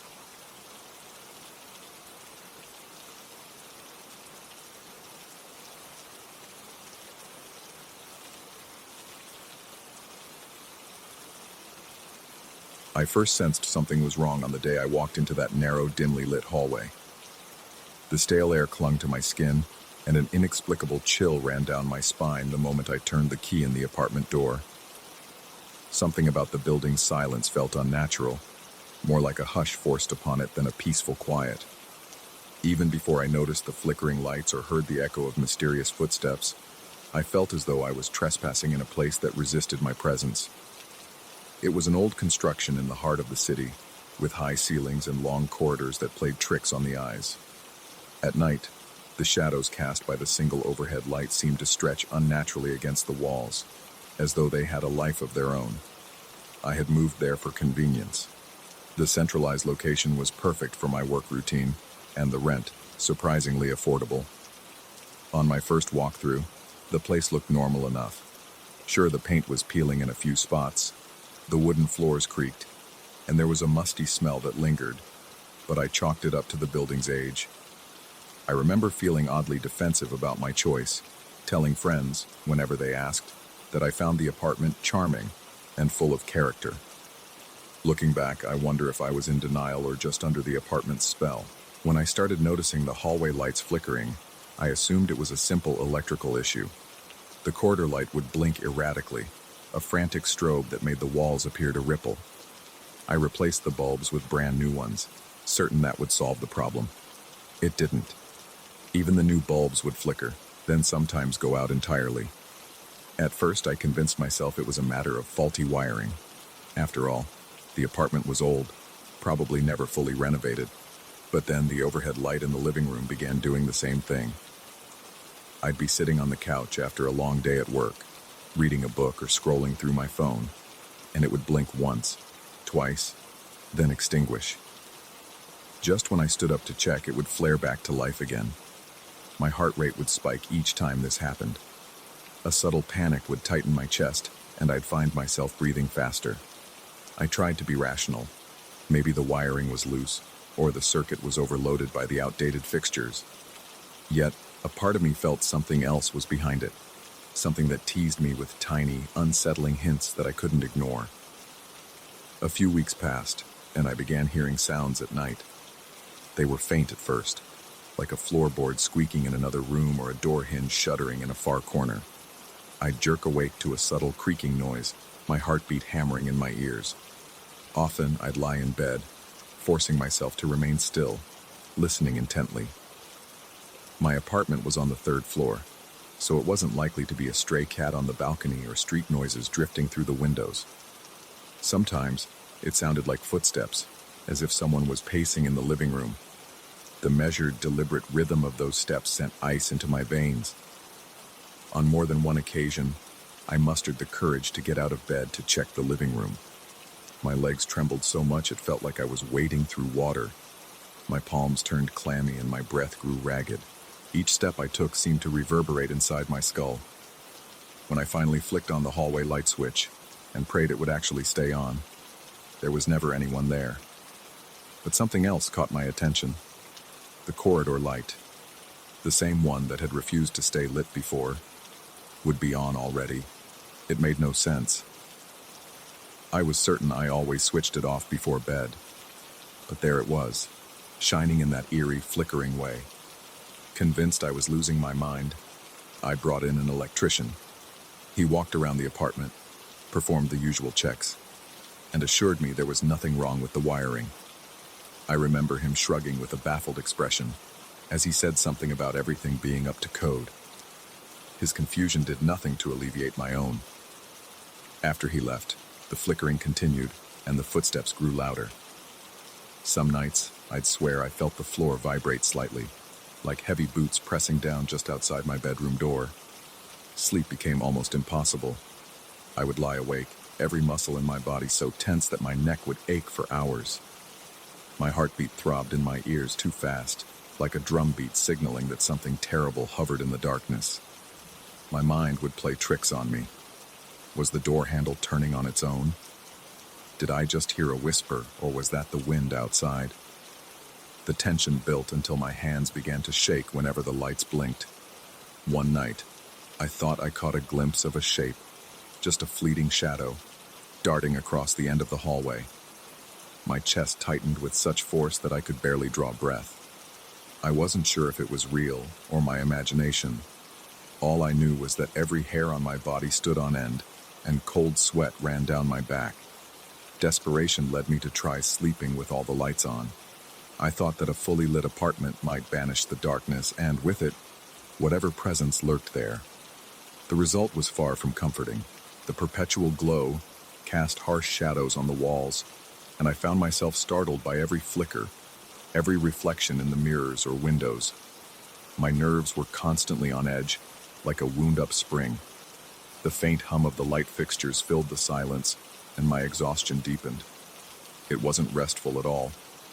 I felt like a prisoner in my own space, eyes open wide, scanning the corners and ceilings for any sign of movement. I started dreading coming home. The moment I stepped into the building's lobby, that heavy, suffocating feeling would return. I'd feel it in my chest, like my lungs couldn't expand all the way. My pace would quicken as I marched up the winding staircase, each step echoing against the chipped walls. The corridor that led to my apartment seemed longer at night, its shadows and flickering lights creating a distorted tunnel effect. Sometimes, I sensed the presence before I even reached my door. A prickle of awareness on the back of my neck, an unshakable certainty that something waited for me inside. By then, paranoia had sunk in deep. Every noise from a neighbor's apartment made my pulse spike. I started scanning the small peephole in my door multiple times a night, expecting to catch someone, or something, lurking on the other side. Yet it was always just that empty hallway, lit by the same flickering bulb. The persistent illusions of footsteps continued to haunt me. Sometimes I'd wake to a noise so loud I was sure I'd find my living room turned upside down. Racing out of bed, muscles twitching with adrenaline, I'd discover nothing out of place. Only that dread-laced corridor light burning when I knew I had shut it off. At one point I considered speaking to the building manager. However, the conversation never got very far. He was polite but dismissive, muttering that the building was old and odd noises were common. He said something about the pipes or the wooden beams settling. I didn't mention the footsteps specifically because I was afraid I'd sound unhinged. Part of me wondered if I was, in fact, going insane. The stress was wearing me down. My hands trembled even in daylight.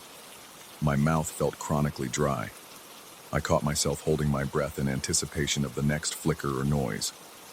Eventually, I decided to do a thorough cleansing of the apartment one weekend. I scrubbed the floors, wiped the windows, and cleared out the clutter, hoping to purge whatever dark energy I felt had settled there. Despite my best efforts, the atmosphere remained oppressive. In the middle of the afternoon, when sunlight was streaming through the windows, I heard what sounded like a soft knock on the corridor wall. My heart lurched. The knock came again, 3 firm taps, then silence. I stood there, holding my breath, waiting for something else to happen. Minutes passed in an agonizing hush, but no other sounds followed. By the time the sun set, the sense of foreboding returned with renewed intensity, as though annoyed by my attempt to chase it away with bleach and mops. My dreams, when I managed to slip into restless sleep, were plagued by bizarre images. Hallways that stretched on for miles, doors that led nowhere or opened to reveal infinite darkness, flickering lights that popped and sparked, raining hot embers that never quite touched the ground. I'd wake up drenched in sweat, pulse hammering, only to discover the corridor light shimmering beneath my bedroom door, casting a slim beam of unstable illumination into my room. On multiple occasions, I remember launching from the bed to yank the door open, expecting to catch an intruder. But the hallway was always empty, the bulb overhead swaying slightly in a breeze I could never feel. At times I questioned my sanity. I wondered if my job stress had manifested into psychosomatic experiences. Maybe I was projecting my anxieties onto the apartment, but how could I explain the lights that insisted on turning themselves on, or the electrician's baffled expression when everything checked out fine? The rational part of me kept trying to offer explanations, but the mounting terror in my gut refused to subside. My nervous system was in constant overdrive, heart pounding, hands shaking, stomach twisted in knots. One particularly harrowing night, I was jolted awake by a series of loud bangs, like heavy fists slamming against the living room walls. I rushed out of bed, every muscle in my body tense and rigid. My throat felt as though it was closing up, and a thin film of sweat coated my forehead. Approaching the living room felt like stepping into a nightmare. The corridor bulb was in one of its flickering cycles, casting a strobing effect along the walls. In that uneven light, I saw a distortion in the corner of the living room, as if the shadows there were shifting. My pulse thundered in my temples. The shadow swelled, coalescing into a darker shape, then abruptly vanished. I stood frozen, heart pounding so furiously that it drowned out all other sounds. I realized I couldn't stay there much longer. My body was running on fumes and my nerves were shot. By then, I could barely function at work. My thoughts kept drifting back to the apartment's mysterious phenomena. That sense of being watched never left me, as if a pair of eyes lingered just behind every door. The flickering lights had grown more erratic, sometimes in sync with my own sharp intakes of breath, as if reacting to my fear. I felt trapped, pinned down by forces I couldn't understand. 2 days later, I decided to spend the night at a friend's place. I needed some distance, some clarity of thought. My friend asked why I looked so pale, so exhausted, so on edge. I tried to explain, but the words sounded feeble. Footsteps, flickering lights, a sense of being watched. He listened politely but was skeptical, though he did mention that sometimes old buildings carry strange histories. He offered me his couch and told me I needed rest. I was grateful for the reprieve. For the first time in weeks, I managed to sleep without jolting awake in terror. Yet, even in a different location, I couldn't shake the feeling that something was attached to me. During the night, I dreamt of that corridor, with its flickering bulb and peeling wallpaper. I dreamt of the door to my apartment opening on its own, revealing nothing but blackness inside. I woke in a cold sweat, my heart hammering. When morning came, I felt no better. Reluctantly, I returned to the apartment the following afternoon. I told myself I had to face it, or I would never live in peace. The hallway was oddly quiet as I walked in. The corridor bulb, for once, was steady, no flickering. The living room lamp, too, seemed normal. My tension peaked because the calm felt unnatural, like the hush before a thunderstorm. I spent the afternoon packing up a few essentials, deciding I would stay at my friend's place again for at least another night or two. When evening fell, I turned on the lights. For a brief moment, everything remained still. My heartbeat gradually slowed, and I exhaled a shaky breath. Then, as if on cue, The corridor bulb began to pulsate again. The living room lamp followed suit, dimming and flaring back up. I stepped into the hallway, trying to steady my trembling limbs. My throat felt raw and tight, and my mouth turned bone dry. That was when I felt a rush of cold air sweep through the corridor. The overhead light flickered more intensely, casting the walls in a rapid succession of bright and dark. My pulse raced, and a faint buzzing filled my ears, like static on an old television. In that throbbing glow, I glimpsed something move at the far end of the hallway, a swirl of shadow that formed the vague outline of a person. My lungs seized. I wanted to run, but my legs felt anchored to the floor. Despite my fear, I forced myself to take a single step closer. The figure appeared to shift, dissolving into the wall before emerging again further down, near the living room door. My heart pounded so brutally I thought I might pass out. I felt a wave of nausea and an overwhelming urge to scream, but my voice caught in my throat. As I inched closer, the flickering reached a frantic rhythm, and my vision wavered like I was on the verge of blacking out. I could smell something damp and metallic in the air, a scent that made my skin crawl. Something in me snapped. A primal surge of adrenaline jolted my limbs into motion. I lunged for the front door, heart slamming in my chest, breath coming in ragged gasps. I didn't dare look back, convinced I'd see that thing looming behind me if I did. My hand fumbled with the lock, sweat making it hard to grip the metal. The corridor bulb popped, plunging the hallway into darkness for a heartbeat before sputtering back on in a shower of sparks. Finally, the door swung open, and I stumbled into the building's main hallway, nearly colliding with the opposite wall. I don't think I ever felt such overwhelming relief and lingering dread simultaneously. I stood there, hunched over, hands on my knees, gasping for air. I could feel my entire body shaking, from my shoulders down to my calves. If anyone had stepped out of their apartment at that moment, they would have found me drenched in sweat, eyes wide with terror, looking like I had stared into the depths of something unfathomable. Leaving was the only option that felt right. Over the next few days, I arranged to terminate my lease. The building manager gave me a hard time, but I didn't care. I never spent another night in that apartment. Instead, I moved into a modest place across town, more expensive, smaller, and far less convenient. But for the first time in weeks, I slept with the lights off, with no strange footsteps or flickering bulbs to torment me. Even now, late at night, the memory of that flickering corridor light can make my pulse quicken. There's a sense that I brushed up against something beyond my understanding, a presence or force that lingered in that apartment like a living stain. I often lie awake, haunted not by the possibility that it followed me, but by the terrifying notion that it was never just the building's past or faulty wiring. Some places simply hold on to echoes of energies best left undisturbed, and I had been unfortunate enough to stumble right into one of them. I avoided that block in the city center for a long time. The few times I passed by in daylight, I felt a cold tingle slide along my neck as I glanced toward the windows of that old apartment. Even from a distance, I half expected to see a flicker of light behind the glass. And each time, my heart would stutter in my chest, reminding me of what I left behind, and of the darkness that no amount of modern electricity could ever fully chase away.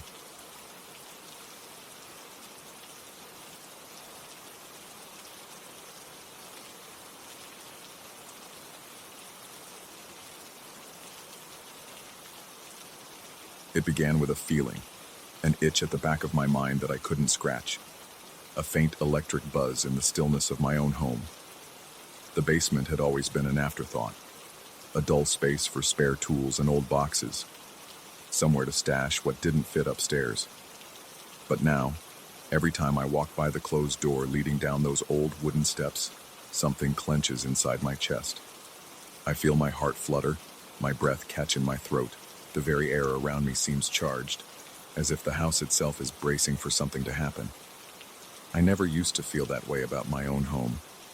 It's supposed to be a place of safety, of quiet nights and comfortable evenings. Yet here I stand, gripped by a silent, unrelenting sense of unease. I remember how it started. though I can't pinpoint the exact moment the shift began. Before, I used to joke around that there might be some hidden presence in the basement. Whenever I needed to grab a hammer or rummage through old boxes, I would stand at the top of the stairs with a sarcastic grin and say something like I dared whatever lived down there to show itself. It was a tease, a light-hearted poke at all the ghost stories I'd heard growing up. I never believed there could be anything real lurking in the shadows of that cramped concrete space. It was just me, my tools, and piles of dusty junk. Then came the night that changed everything. I was organizing shelves in the far corner of the basement, trying to make sense of decades worth of clutter. The single overhead bulb cast a weak glow that barely reached the walls. I remember how the darkness pressed at the edges of the light, how it felt like it was eagerly waiting for any slip in my attention. For a time, nothing unusual happened. I moved boxes around, coughed at the clouds of dust swirling in the stale air, checked my phone for the time. The place smelled of damp concrete and rusting metal. My breath sounded unnaturally loud down there, echoing in the gloom. At some point, I felt the concrete floor under my boots vibrating, so faintly I doubted my senses. It was like a tiny tremor, as if something massive had shifted far below. My arms broke out in goosebumps, and I felt a sudden chill that made my stomach lurch. I tried to shrug it off, telling myself it must have been a passing truck or a random quake. Although I couldn't recall the last time I'd felt so much as a tremor in this region. My mind fumbled for logical explanations, but no matter how I tried to justify it, a trickle of dread had already begun creeping into my thoughts.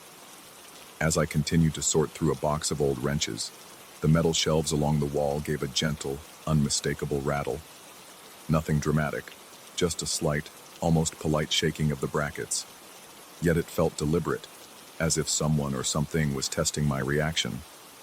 I froze, every muscle going rigid.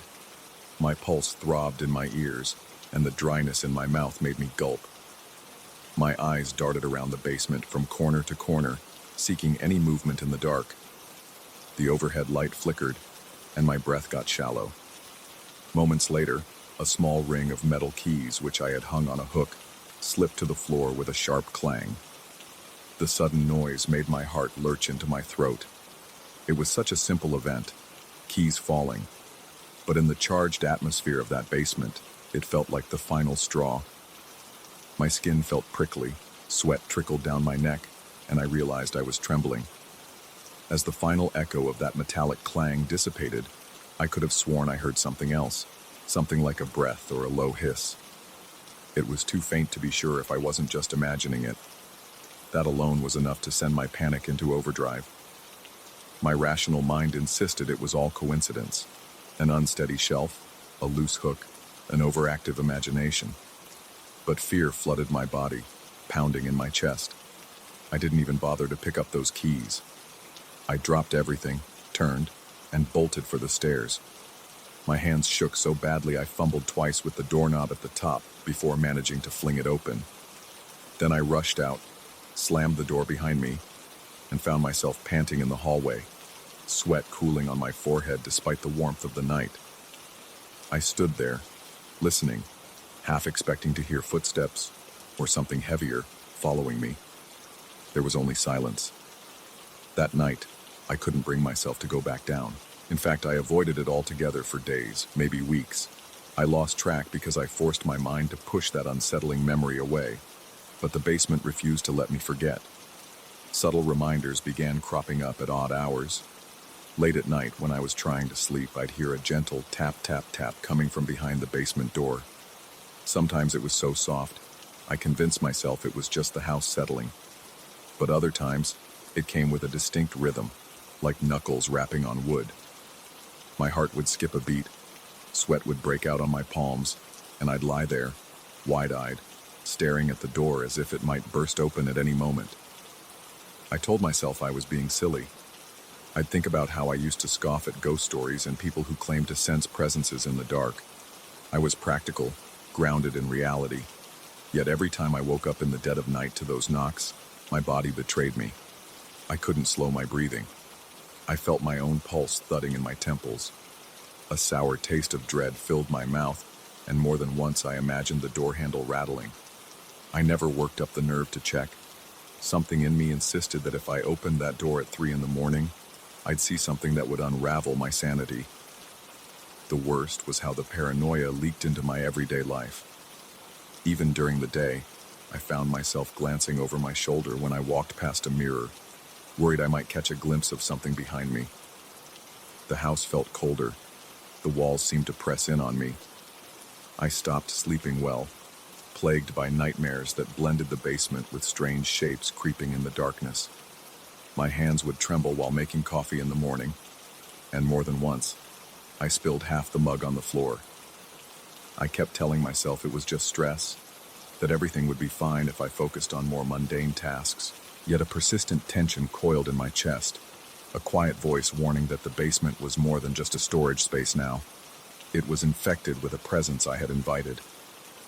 On one particularly restless night, I heard a single, deliberate thud against the basement door. My heart jolted so violently that my arms went numb.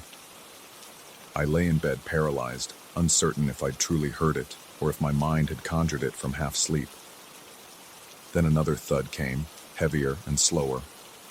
I imagined, in horrifying detail, some shape pressing its weight against the other side of the door, testing it. My scalp prickled, and I fought the urge to get up, to bolt outside, to do anything but remain there frozen.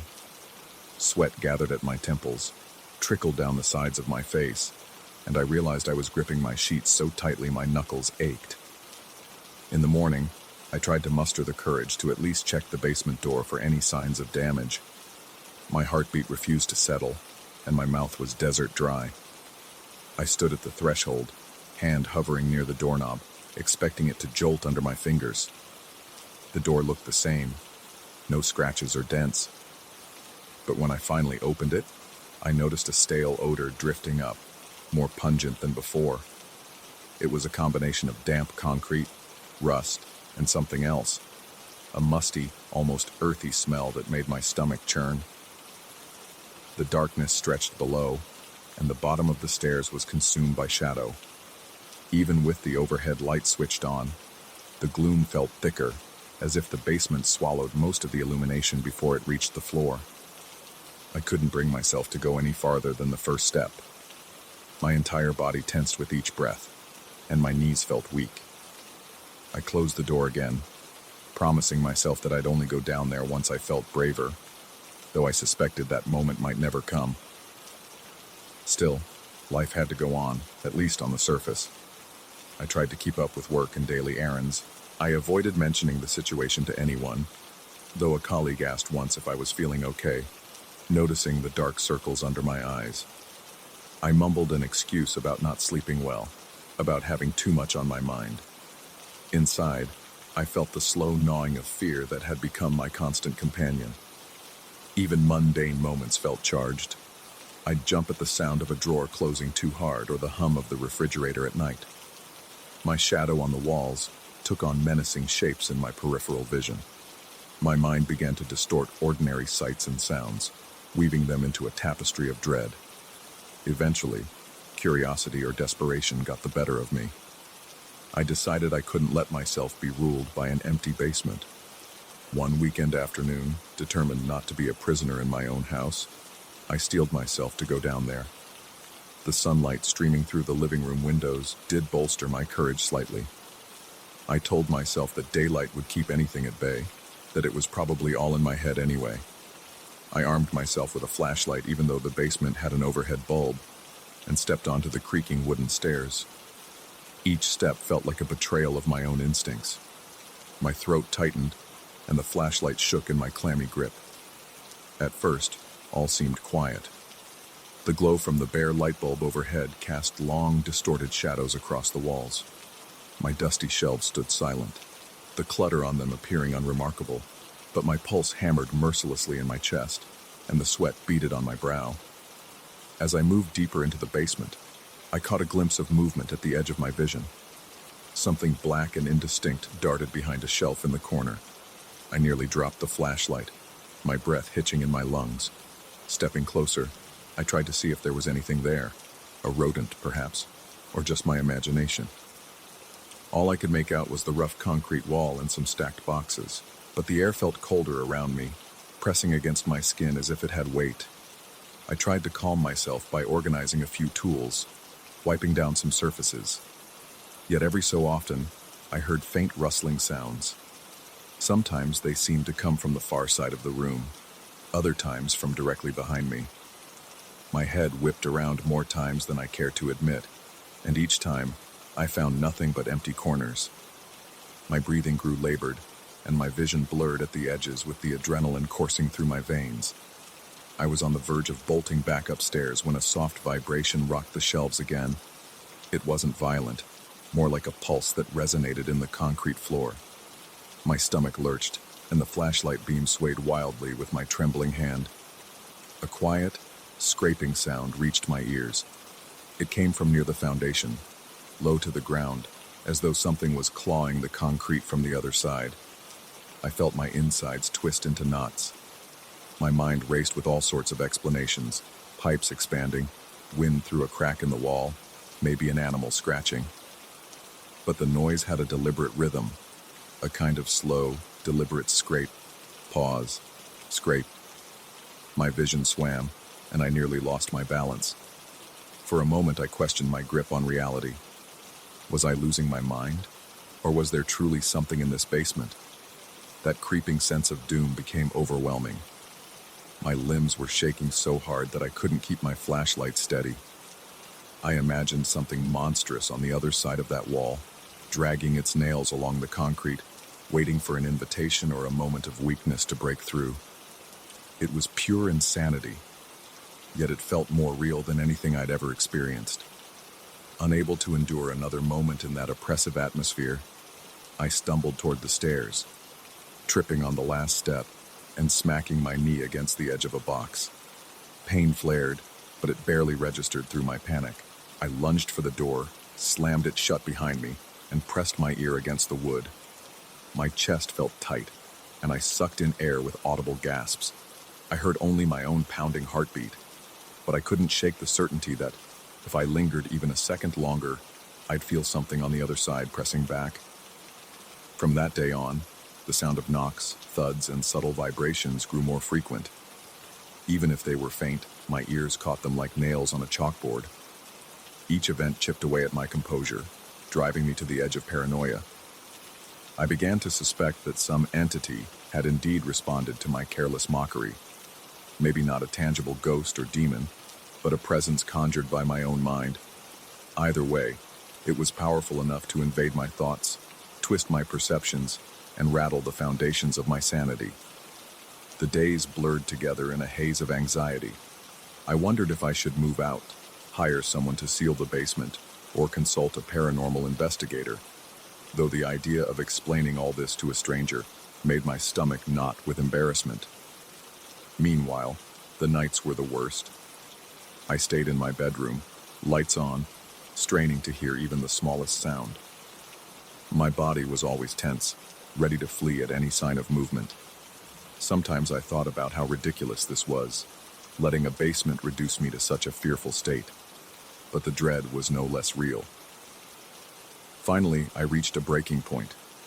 Late one night, I heard the unmistakable sound of the door to the basement rattling, as if something was testing it. My body seized up, and for a moment I couldn't breathe. Then I forced myself to stand, adrenaline blazing in my veins. I grabbed a flashlight and approached that door again. My hand quivered on the knob, sweat gathering on my upper lip. My mouth was so dry I could barely swallow. The house was silent, but I felt the weight of whatever was behind that door pressing into my consciousness. I turned the knob. The door gave a slight creak. Goosebumps erupted across my arms. There was a pregnant hush, a static-like pressure filling the space around me. For a heartbeat, I considered slamming it shut and never opening it again. But something in me needed resolution. I cracked the door open just enough to let the flashlight beam pierce the darkness below. The stairs were empty, the overhead bulb swaying gently without any breeze. The sense of being watched nearly made me collapse, yet no shape, no face revealed itself. I realized I was muttering under my breath, half a prayer, half an apology for ever provoking whatever dwelled in the basement. My pulse thundered in my ears, and my hand shook so badly that the flashlight flickered up and down the stairs. I felt close to delirium, convinced that if I waited long enough, some horrifying figure would step into that narrow cone of light. But nothing did. My resolve faltered, and I slammed the door shut again, fighting the urge to scream. My lungs burned with frantic breaths, and I wondered if the floor might give out from under me with how violently my body shook. Standing there, heart on the brink of bursting, I realized that this presence, whether real or in my head, was not going to vanish. It had latched onto my fear, grown stronger with my every tremor. I might never truly be rid of it. Even if I moved away, I suspected the haunting sensation would follow me, echoing in every silence, lurking in every shadow. My attempts to dismiss it had only tightened its grip on my psyche. I stayed up until dawn that night, listening to the house breathe around me, waiting for the next knock or scratch. None came. The stillness itself felt ominous, like the calm eye of a storm. When the first rays of sun finally broke over the horizon, I had a single, disturbing realization. The basement had become a mirror of my own fears, a place where my mind's darkest anxieties could take form. By daring something unseen to appear, I had opened a door that might never fully close. I haven't slept well since. Every moment in this house feels charged with an electric tension, as though something awaits the next misstep. I haven't gone back into the basement. The door remains shut, though I can't ignore its presence. Sometimes I hear a slight rattle or a muted thump, and each time, my heart leaps into my throat. I'm caught between confrontation and surrender, between rationality and sheer terror. The house is quiet now, but that quiet is not comforting. It's loaded with a promise that the worst is yet to show itself. In the end, all I can do is endure. I don't know if I'll ever truly find peace here again. Whenever night falls, the dread creeps back, cold and relentless. My heart pounds just from walking past that door. My body tenses with the memory of shaking shelves and falling keys. The tension feels endless, a silent occupant that shares these walls with me. And every knock in the night, every subtle vibration, reminds me that once you invite something unseen to reveal itself, you can never really send it away. The horror remains, waiting in the darkness below.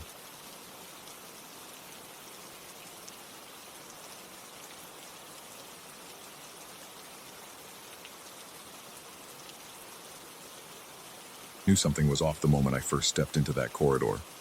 It was the single path from my bedroom to the kitchen, a narrow stretch of creaking floorboards and wavering shadows that twisted in my periphery. Even on that first night, I felt it, a prickling at the back of my neck, like a chill seeping from the walls and tapping against my spine. I told myself it was just the age of the house, just the way old wood can moan and sigh in the night. But deep down, I suspected there was more to it. Something unseen hovered in the corners, waiting for me to pass. My colleague Brian insisted we take this rental because it was spacious and had character. He liked the vintage wallpaper, the arched doorways, the sprawling backyard. I was less enthused, but the rent was cheap, and it was close to work. The landlord had no tragic stories to share, no rumored hauntings or ghastly legends. He called it a stately heritage home, and left it at that. Brian moved into the larger bedroom down the hall, while I took the smaller one, right beside that corridor. I quickly learned that the hallway itself was the biggest drawback. Every time I walked through, my pulse throbbed in my ears. My stomach clenched as if expecting a confrontation with something just beyond sight. It started subtly, barely noticeable at first. One evening I swore I heard a sigh in the darkness. Another time I heard what sounded like gentle footsteps. They were never loud enough to be sure. I could always explain them away as the house settling or perhaps Brian wandering around in the living room. But there was an underlying disquiet, a sense that the corridor itself was hungry for attention. The hair on my arms stood on end whenever I had to pass through, and my skin felt clammy, as if the atmosphere there were colder and thicker than anywhere else in the house. Brian didn't admit to feeling the same unease. He would shrug when I brought it up in a roundabout way, telling me everything was fine, that I needed to relax. I remember him saying in a casual tone that old houses always came with strange sounds and drafts. He also joked that maybe I had an overactive imagination. Privately, I wondered if I was just more sensitive, or if I was genuinely losing my grip on reality.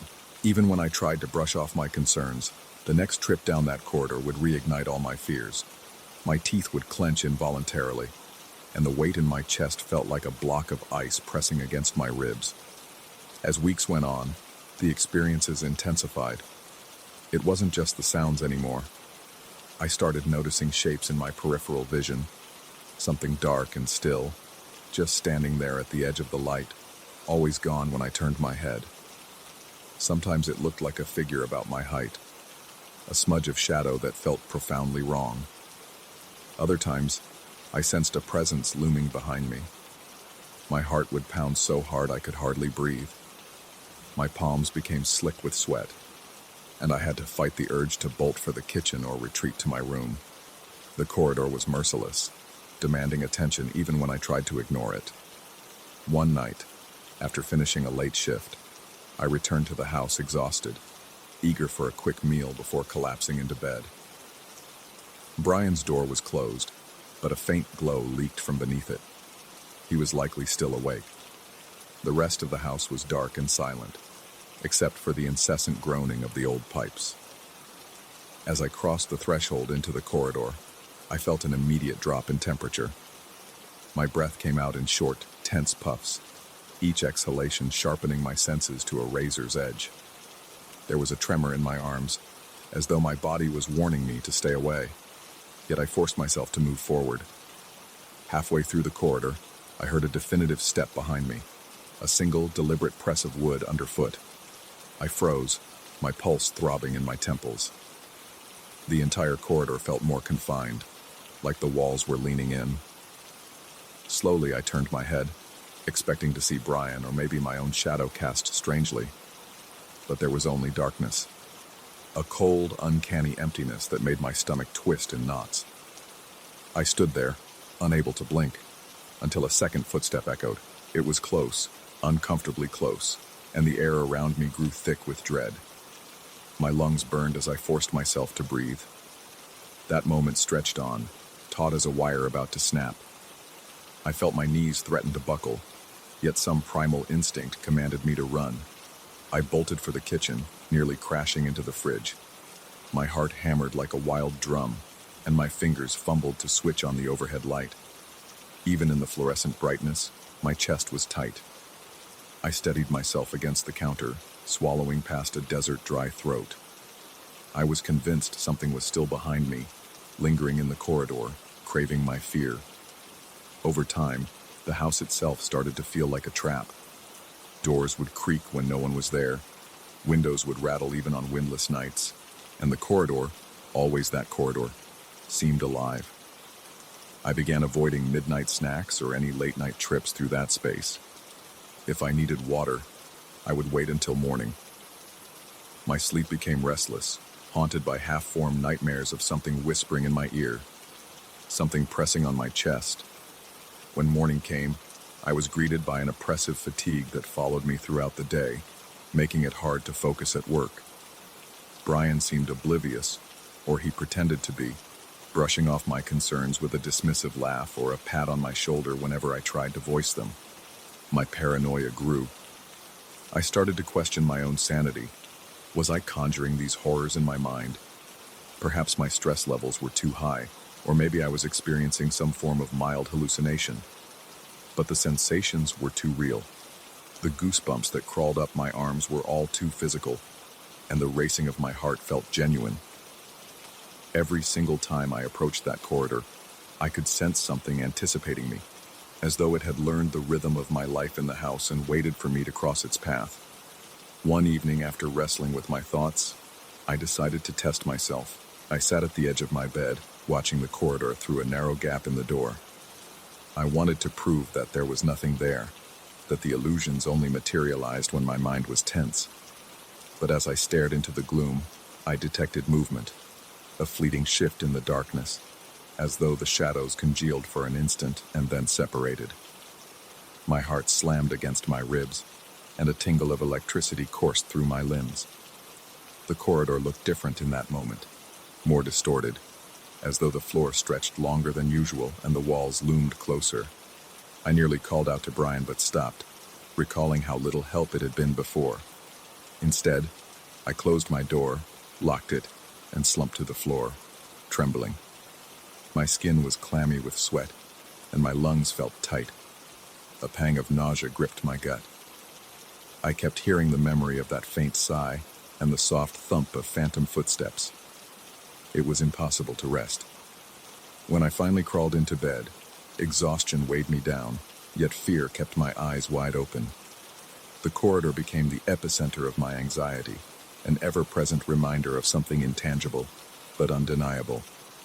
Not long after, the nightmares intensified. Some nights I swore I could hear voices just outside my bedroom door, as though muffled shapes were congregating in the corridor, speaking in low, urgent tones. Their presence felt invasive. My tongue would go dry, and my body would be seized by a pins and needles sensation that left me momentarily paralyzed. When I finally mustered the courage to open my door, I would find the corridor empty, its floorboards as quiet as a grave. Each time my fear deepened, and I started doubting my senses even more. Was it possible that the house itself was feeding on my dread? Eventually, Brian noticed my jumpiness. He asked if I was feeling all right, mentioning I looked like I hadn't slept. I told him, indirectly, that something was off about the hallway and that I needed a break from the house. He suggested I go for a walk, or maybe stay with a friend for a couple of days. I could hear concern in his voice, yet he never admitted to feeling that same oppression. There was no direct mention from him that he was aware of any presence lurking in the shadows. Whenever he passed me in the corridor, he seemed perfectly calm. I hated that it felt like the house singled me out, like I was the only one who could sense this intangible force. That night I made a decision. I would confront it, or at least try to. Standing at the doorway of my room, I forced myself to stare down the corridor without blinking. My heart thudded against my chest so violently that I felt the pulse in my throat. I breathed in shallow gasps, fighting the urge to close my eyes. The corridor was dark except for a faint glow from the kitchen lamp at the far end. The distance between me and the kitchen seemed greater than usual, as though the house had stretched itself into some twisted labyrinth. With each slow step, the floorboards groaned beneath my feet, and the atmosphere grew heavier. It felt like walking underwater, each movement requiring immense effort. My ears picked up the faintest shuffle behind me, but I refused to look back. Cold sweat trickled down my temples, and my vision flickered as anxiety started to overwhelm me. My instincts screamed at me to run back to my room and lock the door. Still, I pressed on, determined to uncover whatever was haunting me. Around the halfway point, the air pressure changed. My ears popped, and a strange static hiss buzzed in my head. I had the sudden impression that something was leaning in close, brushing against the back of my neck. An involuntary shudder racked my body, and I nearly stumbled forward. My lungs burned with the effort to maintain composure. That was when I glimpsed it, the distinct silhouette to my right. Not a fleeting blur this time, but a solid shape, a humanoid darkness that stood there, silent and unmoving. My mouth went bone dry. Every muscle in my body screamed at me to flee, but a stubborn part of my mind insisted I hold my ground. I turned my head slowly, heart pounding so loud it felt like a drum in my skull, and finally faced it. The thing was only a few paces away, motionless. I could see no features, no face, just a concentrated void where a person might be. Its presence exuded a strange resonance, as though it distorted the air around it. And then, in a single heartbeat, it was gone. The corridor was once again empty. My breath came ragged and harsh, my vision blurred with terror and adrenaline. My whole body trembled, and I backed against the wall, pressing my palms to the cold plaster. I stood there for what felt like ages, trying to steady my breathing and slow the frantic beating of my heart. The realization washed over me. I hadn't imagined this. I truly saw something, and it saw me. I retreated to the kitchen, leaning heavily against the counter, heart still hammering. My arms shook, and every breath felt like I was inhaling shards of glass. I glanced back at the corridor, an ordinary hallway, aged and unassuming. Yet I knew it was anything but ordinary. Something was in there, something that fed on the dread it invoked. Brian found me in the kitchen later, eyes wide and face pallid. He asked what was wrong, and I told him as calmly as I could that I had finally seen it. He looked at me with deep concern, suggesting I find help or talk to a professional. He assured me he would give me space to handle it however I needed.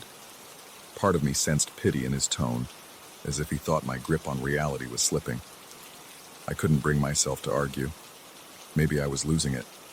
Or maybe something else was truly dwelling in this house, visible only to those vulnerable enough to notice. That evening, I made another decision. I had to leave. Whether I was imagining everything or not, I couldn't remain in that suffocating environment. My sanity was fraying with each passing day. I packed as many of my things as I could, ignoring the guilt over leaving Brian. My hands were unsteady, and cold sweat dotted my brow. My breathing was shallow, and my nerves felt like live wires under my skin. I kept hearing that same sigh echo in my head, over and over, like a reminder that something lurked just out of sight. On my final pass through the corridor, carrying 2 bags and an overnight case, I steeled myself. The floor creaked under every step, and I was painfully aware of the suffocating darkness brushing against my peripheral vision. My heart raced so violently that I tasted copper in my mouth. As I reached the far end, a sudden and overwhelming weight enveloped me, a pressure that made my knees buckle. I paused, breath stuck in my throat, convinced that if I turned around I would see it standing just inches from me, perhaps leaning in with that featureless stare. But I didn't turn. I forced my leaden feet to keep moving until I crossed into the kitchen and out the side door. Once outside, I released a shaky breath I didn't realize I'd been holding. The night air felt almost warm compared to the corridor's bone-deep chill.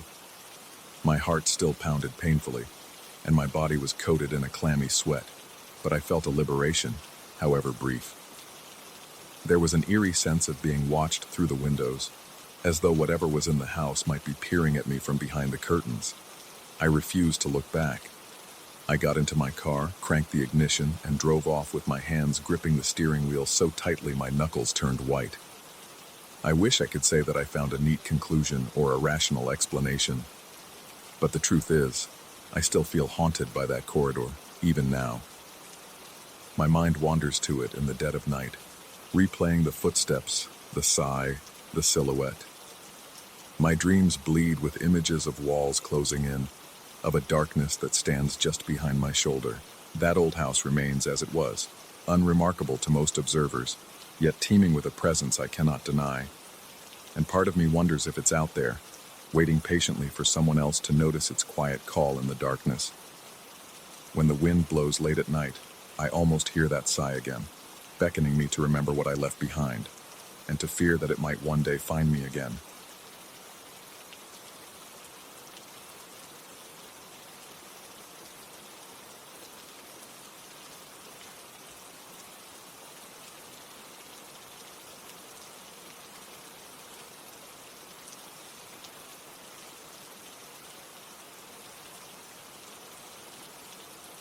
I remember the first time it happened.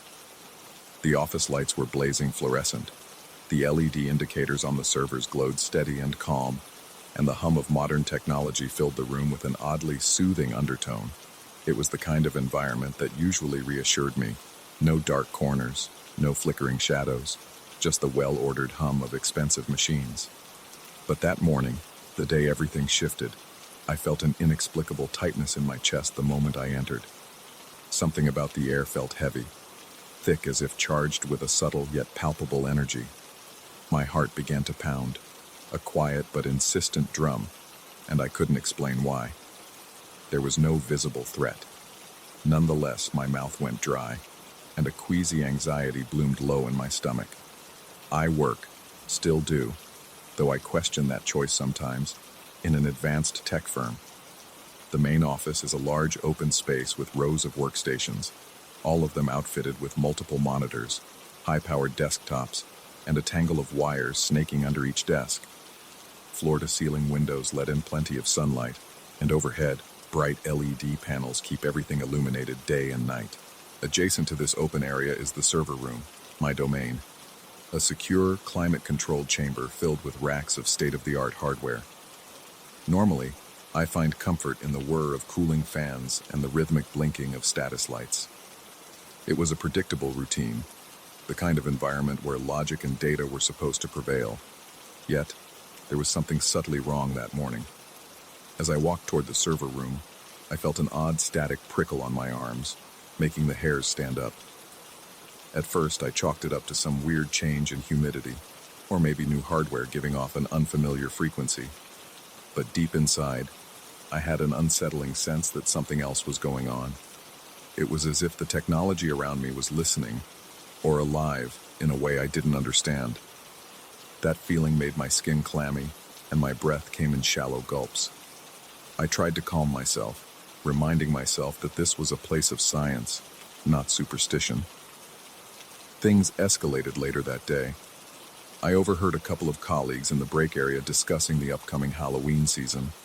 They weren't telling ghost stories exactly, but they exchanged tales about strange occurrences in old houses, half laughing as they teased each other.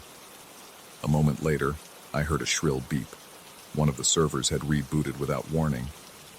The LED lights throughout the office flickered just once, almost imperceptibly, but enough to make my heart skip a beat. My boss happened to be passing by at that moment, and he looked as startled as I felt. He dismissed it as a minor glitch, perhaps a power surge, and told me to check the system logs. I remember feeling both relieved and unsettled. Relieved because maybe it was just a technical hiccup. Unsettled because a small voice in my mind kept insisting it wasn't so simple. The system logs showed no errors. Nothing indicated a hardware fault. No evidence of an update that might have triggered a reboot. It was as if the server had decided on its own to momentarily shut down. I felt a jolt of anxiety ripple through me, a hot flush that crawled along my neck. There was something deeply unnerving about equipment acting of its own accord, with no explanation. I tried to focus on the practical aspect. Maybe there was a software anomaly or a cooling issue, yet a persistent chill sat at the base of my spine. As the weeks went on, these power surges and flickers became a pattern, always sparked by any conversation that veered into eerie or superstitious territory. A few coworkers joked that the office was haunted, though they mostly said it with smirks. But jokes became uneasy laughter once it became undeniable that these incidents coincided with those particular topics. My boss had me run diagnostics, bring in outside contractors, even swap out some of the power supply units on the servers. Every test result came back normal. Engineers told him there was no plausible reason for the recurring reboots. Meanwhile, I began to notice smaller details that felt impossible to ignore. A subtle static in the air whenever someone mentioned anything about ghosts, curses, or omens. The fine hairs on my arms would lift, and the LED panels would dim, then return to full brightness, as though exhaling. My own reaction bordered on panic. Each time the phenomenon repeated itself, I grew more tense. My heart would race, the pulse throbbing in my temples. My breathing turned shallow, and I fought back the urge to question my sanity. One late afternoon, I stayed behind to check cabling in the server room. The door closed behind me with a soft hiss, sealing in the whine of fans and the cool climate-controlled air. I tried to concentrate on the wiring, but I couldn't shake the feeling that someone, or something, was watching me. Every so often, I would jerk my head up, certain I had seen a shape flit across the corner of my vision. Each time, there was nothing there, just rows of silent servers and their tiny LED indicators. I confided in a colleague, let's call him Derek, about my unease. He told me, with a sympathetic half-smile, that he too felt a strange electric tension in the office whenever people talked about inexplicable things. He confessed he had begun avoiding any mention of legends, horror movies, or even superstitious jokes, because it almost guaranteed a flicker in the lights. I felt both validated and more afraid. This wasn't in my head alone. My palms dampened with sweat when I realized the phenomenon was consistent enough that multiple people were noticing. Still, Most of the office dismissed it as a bizarre coincidence, or at least tried to. My boss insisted on a rational explanation, though he never specified what that might be. He simply believed a physical cause existed and would eventually be found. The tension between wanting to trust him and wanting to flee from whatever unseen force was building in that space ate away at me. My anxiety soared. At night, I would catch myself reliving the day's events, heart pounding in the dark of my bedroom, mind spinning with possibilities. The day I started losing sleep was also the day I started losing trust in my surroundings. One evening, after everyone else had gone home, I stayed behind to review the logs again. I couldn't let it go. I sat at my desk in that open workspace, illuminated by the cold glow of overhead LEDs. The silence pressed in on me, thick and oppressive. My own breath sounded unnaturally loud, and I could hear the blood pumping in my ears. My heart hammered so forcefully I thought it might burst from my chest. Determined to find some clue, I combed through line after line of timestamps and error messages. And then it happened. One by one, the LED panels overhead started to pulse in a slow, rhythmic pattern, like a stuttering heartbeat. My computer screen flickered. In the reflection of the black monitor, I saw movement behind me, just a suggestion of a silhouette, something small and swift. I whirled around, but the space was empty. My scalp tingled, and cold sweat trickled down my temple. The dryness in my mouth was unbearable. I tried to call out, thinking maybe security was behind me, but my voice stuck in my throat. Then, out of nowhere, the servers in the next room began to cycle up and down, fans spinning faster, then slowing, almost as if they were breathing. The hum changed pitch, a rising and falling moan that made my stomach twist in fear. I forced myself to approach the server room. Each step felt like walking through molasses. My lungs tightened, and I fought the urge to run in the opposite direction. As I opened the door, the lights above flickered more intensely. A wave of dizziness hit me as the flickering synchronized with my pounding heartbeat. For a few seconds, I lost track of time. I couldn't tell if I'd been standing there for moments or hours. The entire room seemed to pulsate.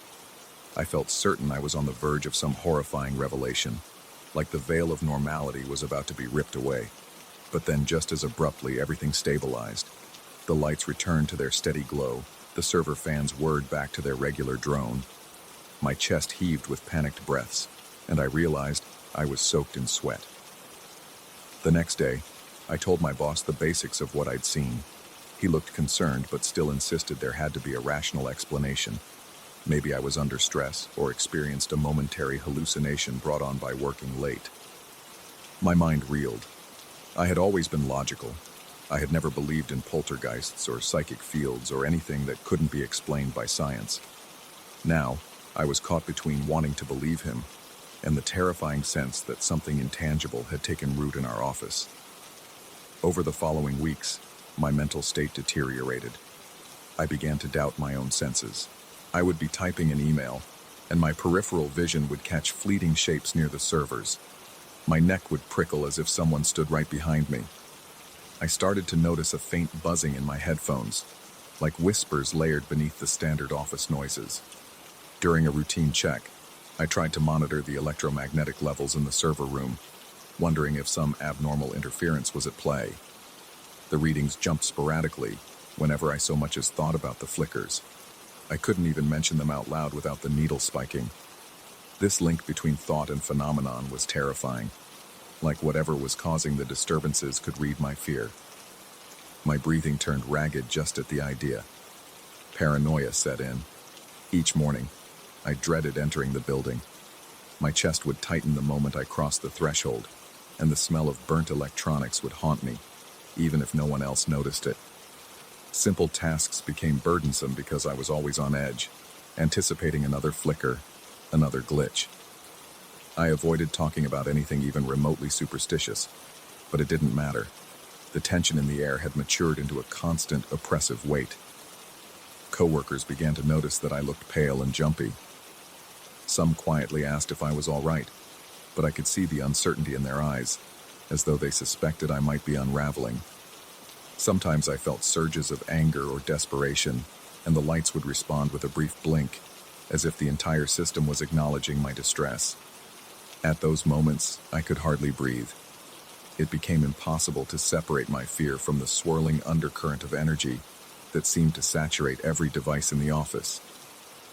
My heart often felt like it was clawing its way out of my chest, and I would taste bile at the back of my throat. One late night, with almost everyone gone, I decided I needed to confront whatever was happening. I sat down in the darkened office, the only illumination coming from the distant glow of streetlights and the soft LEDs on idle computers. Taking slow, measured breaths, I forced myself to speak out loud, not caring if anyone else heard. I asked whatever was in that space to show me a sign, to make me understand. My voice trembled, and my lips felt numb, but I pushed the words out. The silence that followed seemed to expand, a hollow vacuum of anticipation. Then, gradually, I felt the atmosphere shift. It was as if the entire building inhaled. The overhead lights began to pulse again, but more faintly this time, like a gentle heartbeat. The servers in the adjacent room came alive with a low resonance that vibrated through my bones. I realized with a jolt of panic that the phenomenon was responding to me. My lungs felt too small, and cold sweat trickled down my back. Despite the overwhelming terror, there was also a strange sense of connection, as though I was bridging a gap between the tangible and the intangible. It felt like I was being urged to accept something horrifyingly beyond normal comprehension. Then it ended. Just ended.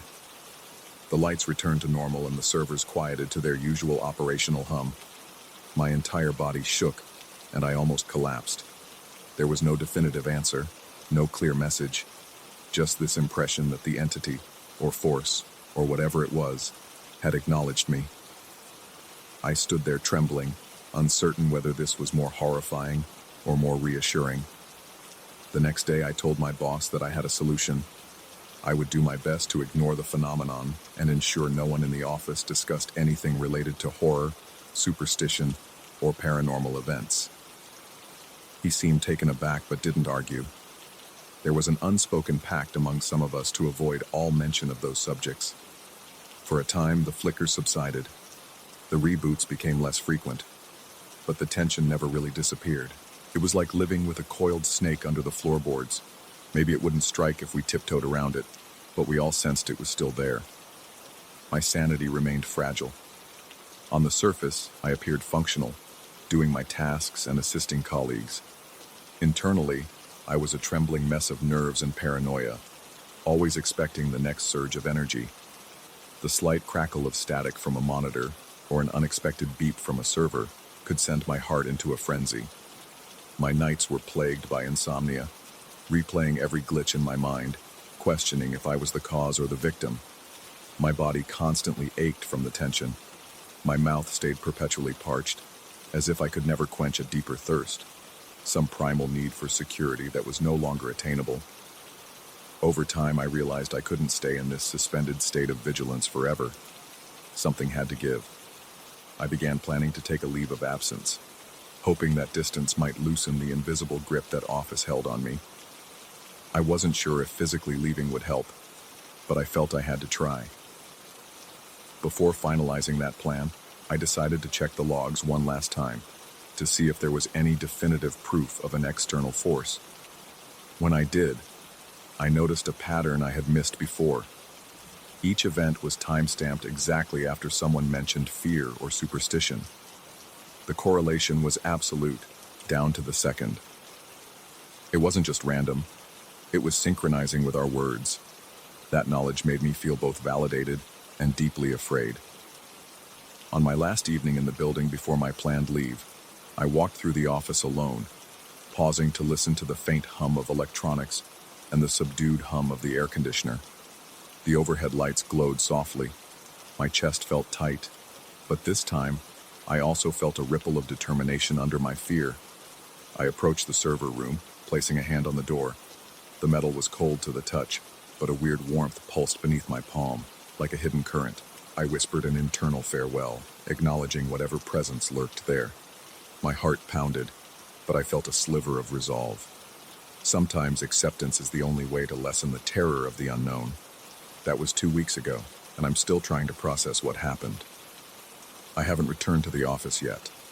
My boss messaged me indirectly, through a text, so I wouldn't have to hear his voice tremble, that things have been stable, no more flickers.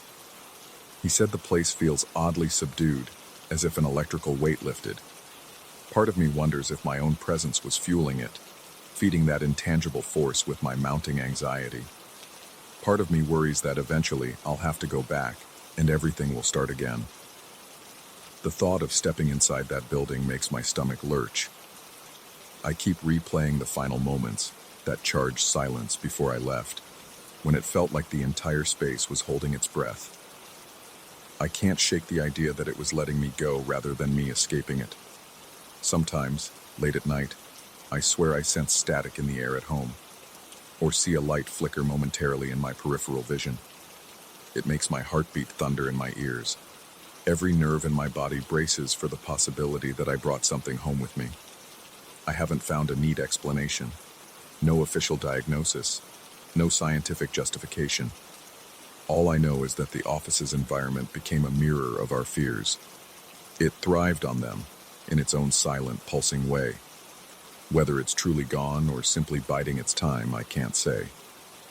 But the uneasy truth remains.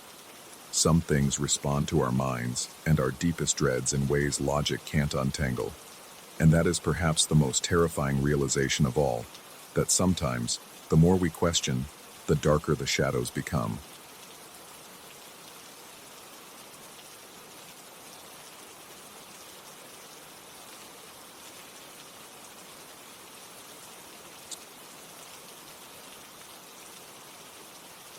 I first felt it in the pit of my stomach, a cold, nauseating twist that turned my normal commute home into a nerve-rattling gauntlet. It was the sensation of unseen eyes drilling into my back. Each evening, as I crossed the parking lot, I sensed a presence lingering behind me, just out of sight. I tried to rationalize it, telling myself it was nothing more than an overactive imagination sparked by a run of late nights and job stress. But deep down, I knew better. The feeling was too strong, too persistent, and it was about to become much worse than I ever expected. My name is Alan, and a few months ago, I started noticing that one of my coworkers, Melissa, had developed an unusual interest in me. At first, I brushed it off as a friendly attempt to get to know someone on the same project. She would approach me during lunch breaks, ask questions about my hobbies, and even laugh a little too enthusiastically at my half-hearted jokes. It felt harmless, if a bit cloying. I was used to office camaraderie, and her attention seemed fairly normal. But soon, odd details piled up. Repeated attempts to sit beside me in every meeting, frequent run-ins at my locker, and a habit of lingering outside the conference room whenever I worked late. I started to get that subtle, prickling sense of being watched, even when my eyes were focused on the computer screen. During those early weeks, I reassured myself that coincidences happened in offices all the time. People often drifted to those they found interesting or had some shared interest with. But there was a darker current in the air that I couldn't define. My palms would grow clammy when she was around. My breath would quicken at her approaching footsteps. Each time I opened my email, I half expected to see her name in my inbox. And of course I did. Constantly, she would send me messages about the smallest things. A stray comment in a meeting, a shared reference to a movie I had casually mentioned, or even random greeting cards wishing me a pleasant afternoon, as if we were close friends. The messages themselves were not threatening, but their volume and tone were off. They arrived so frequently that I would get 2 or 3 in a single workday, typically signed off with an overfamiliar, "Take care of yourself," or "I'm always here if you need to talk." Over time, I noticed that she started asking personal questions, but not in a friendly way. She wanted to know where I liked to hang out after work, which restaurants I frequented, and whether I lived alone. It began to feel intrusive, but I had no evidence of actual wrongdoing. Everyone else in the office regarded Melissa as an overly helpful team member, someone who was always volunteering to pick up extra tasks. Nobody seemed to notice anything amiss, and so I rationalized that I was overreacting. I tried to keep my distance without being impolite. That approach failed spectacularly. One evening, I was at a small bookstore near my apartment, a place I visited often to unwind. I'd never told her about it. I liked to think of it as my secret refuge from the daily grind. I was flipping through a novel in the dimly lit aisles, lulled by the mellow smell of old paper, when I caught a flicker of movement in my peripheral vision. I glanced up and saw her at the end of the aisle, staring straight at me. My heart hammered, and my mouth went instantly dry. She offered a strained smile that didn't reach her eyes, then came closer, holding a book she claimed was on her reading list. She said something about having stumbled upon the bookstore by chance, though her tone suggested she wasn't being entirely honest. I felt my pulse throbbing at my temples and a thin sheen of sweat broke out on my forehead. Instinct urged me to get away, so I mumbled an excuse about needing to run errands. As I headed out the door, my hands trembled so violently that I struggled to fit my key into the car's ignition. From that point on, it was as though she had discovered the blueprint of my life. She began popping up at my favorite cafe, arriving just as I was about to leave. Sometimes I spotted her car in the grocery store parking lot, parked 2 rows behind mine. More than once, I looked out my apartment window at night and thought I saw her silhouette on the sidewalk, illuminated by the sickly yellow glow of a street lamp. Each time, my heart pounded against my ribs, and a chill raced down my spine. I tried telling myself I was just paranoid, that I was misunderstanding her intentions, but then it escalated in a way I couldn't ignore. One afternoon, I found a small note tucked beneath my windshield wiper. The words were written in neat cursive, instructing me to look behind you next time.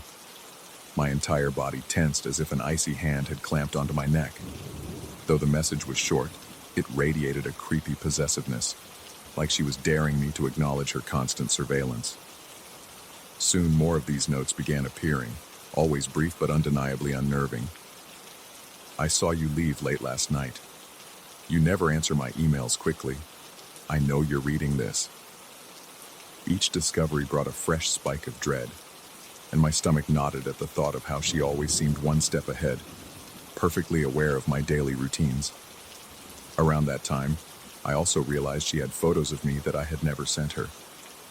A coworker commented that Melissa showed them pictures of me at some office event, but I had no recollection of giving her those images, and the coworker swore they were taken outside the office.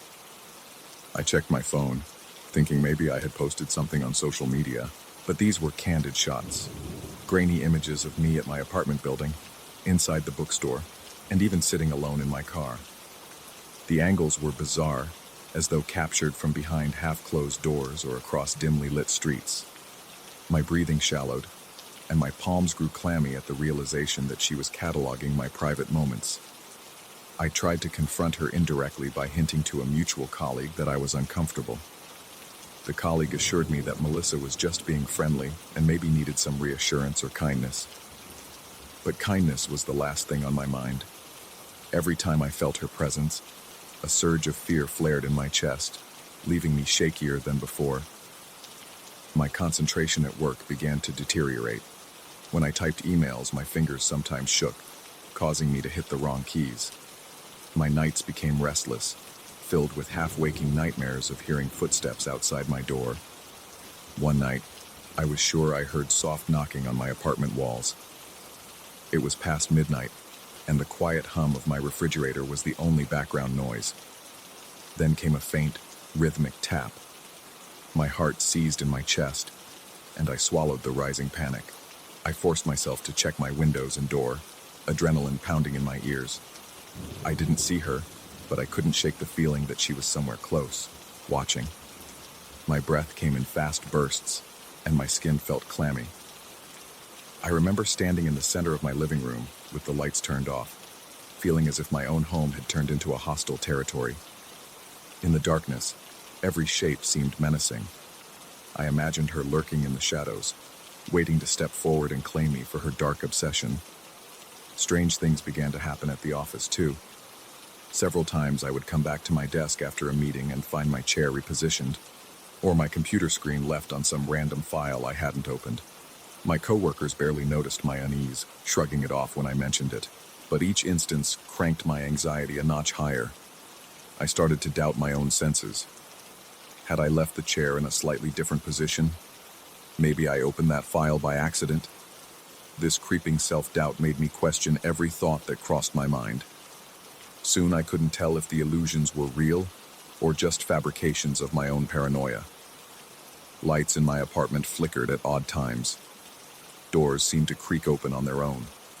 I caught glimpses of movement in mirrors, like a figure slipping out of view just as I turned my head. My heart would race so violently that I felt dizzy, and I'd grip the edge of a table to steady myself, the wood pressing into my sweaty palms.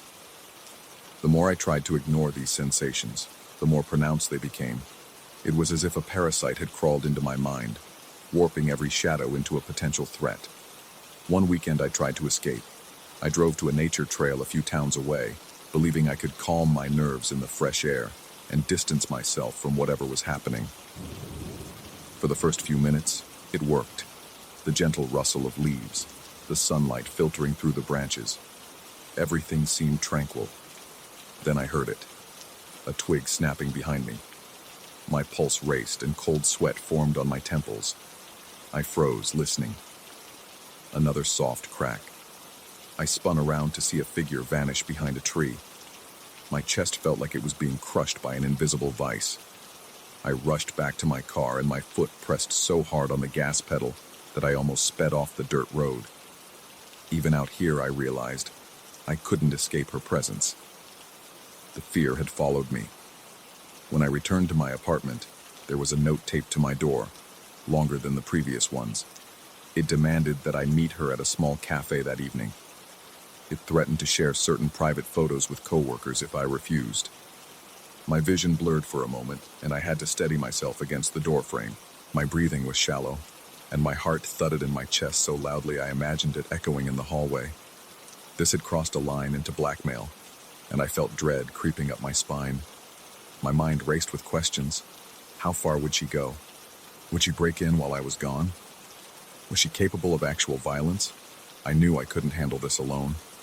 The next day I confided in a trusted friend, describing the situation in hushed, shaky tones. They urged me to file a report or at least contact someone in HR. I did both, albeit hesitantly. HR gave me generic advice about setting boundaries and offered to speak with her if necessary. The police noted my statements but explained they needed clearer evidence of wrongdoing. My friend suggested I stay over at his place for a while.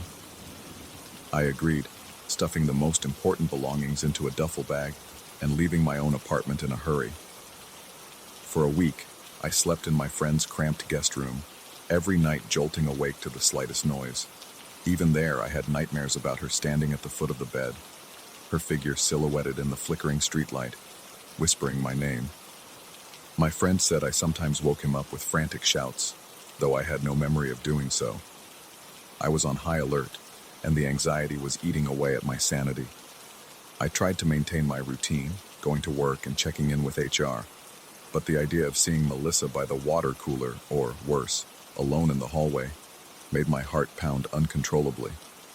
Eventually, the company took the allegations more seriously.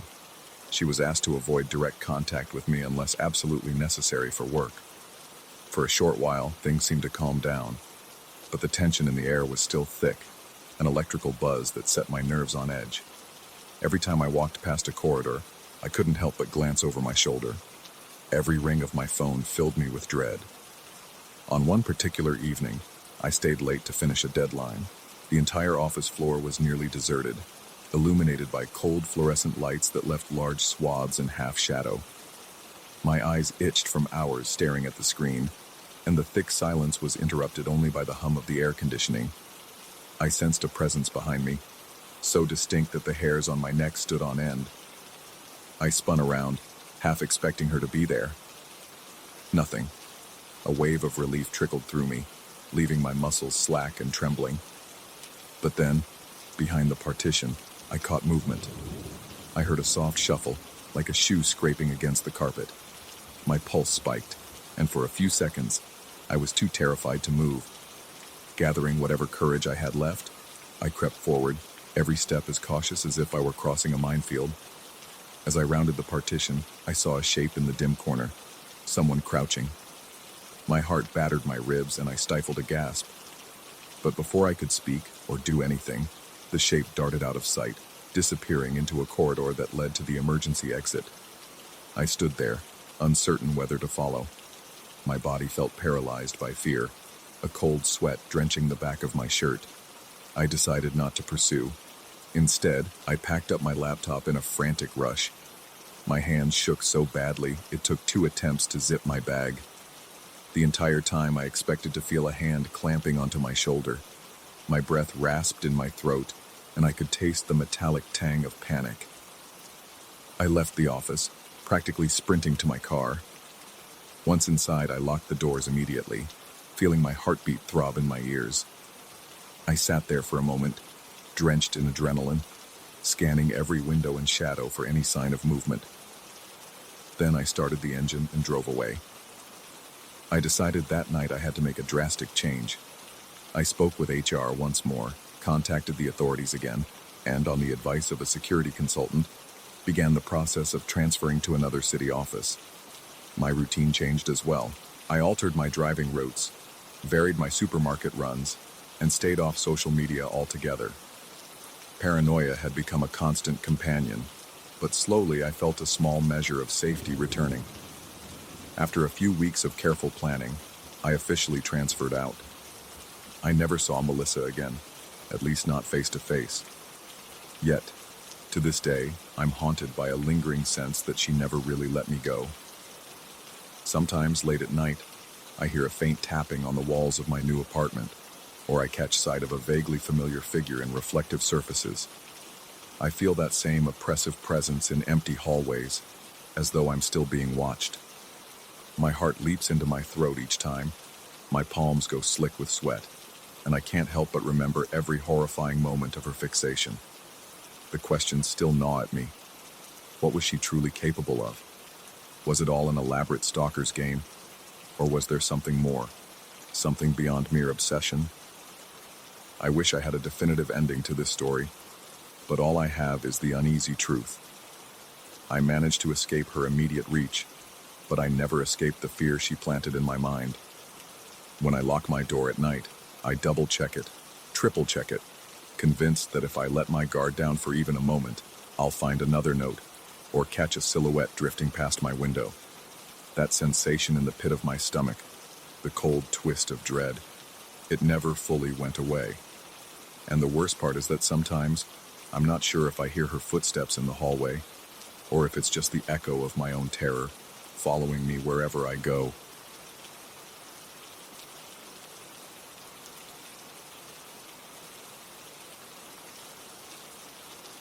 I first realized something was wrong the night the motion-activated lights in my apartment corridor flickered in tandem with my own heartbeat. It was past midnight, and I was just returning from my shift at the supermarket.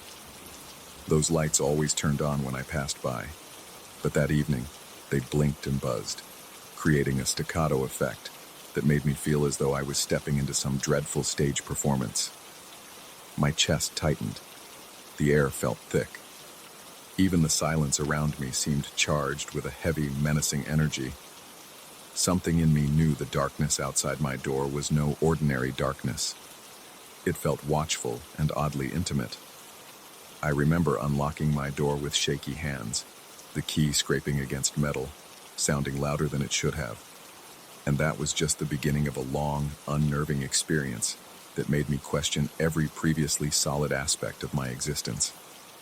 I have always been a cautious person by nature, never one to take unnecessary risks. Working as a cashier at a local supermarket seemed low-key enough for my temperament. I liked the routine, greeting customers, scanning items, making polite small talk, and then moving on to the next person in line. Occasionally, I would get the usual rowdy customer who demanded a discount or complained about prices, but there was a certain comfort in the simplicity of my job. At least, that's what I used to think. The first time I noticed the man was on a Monday afternoon. I was busy sorting out my register as the supermarket had just opened. He was standing at the end of my lane, not picking out any items, just waiting. There were other cashiers already open, but he didn't seem interested in them. He appeared to be in his late 40s, with pale skin and a thin frame. His eyes were an unsettling shade of gray, and he stared at me with what I initially perceived as eagerness. I rang him up quickly, noting that he only purchased a small pack of gum and a bottle of water. I tried to dismiss it. People are odd sometimes, I thought. Maybe he just liked my line for some innocent reason. But he came back the next day, and the day after that. He was always there the moment I opened my lane, regardless of what time I started. If I had to take a bathroom break or help out in another section, I would see him shuffling around the store, glancing at the magazines or frozen foods, waiting for me to return. At first, his behavior was more off-putting than frightening. I tried to convince myself that he was just a friendly guy with a weird way of showing it. Yet, every time he approached the checkout, my pulse quickened. I couldn't place why. Something about his demeanor went beyond simple friendliness. Perhaps it was the way his eyes locked onto mine, never wavering or blinking enough. Or the way he made a point of leaning in too close, whispering casual remarks under his breath while I scanned his items.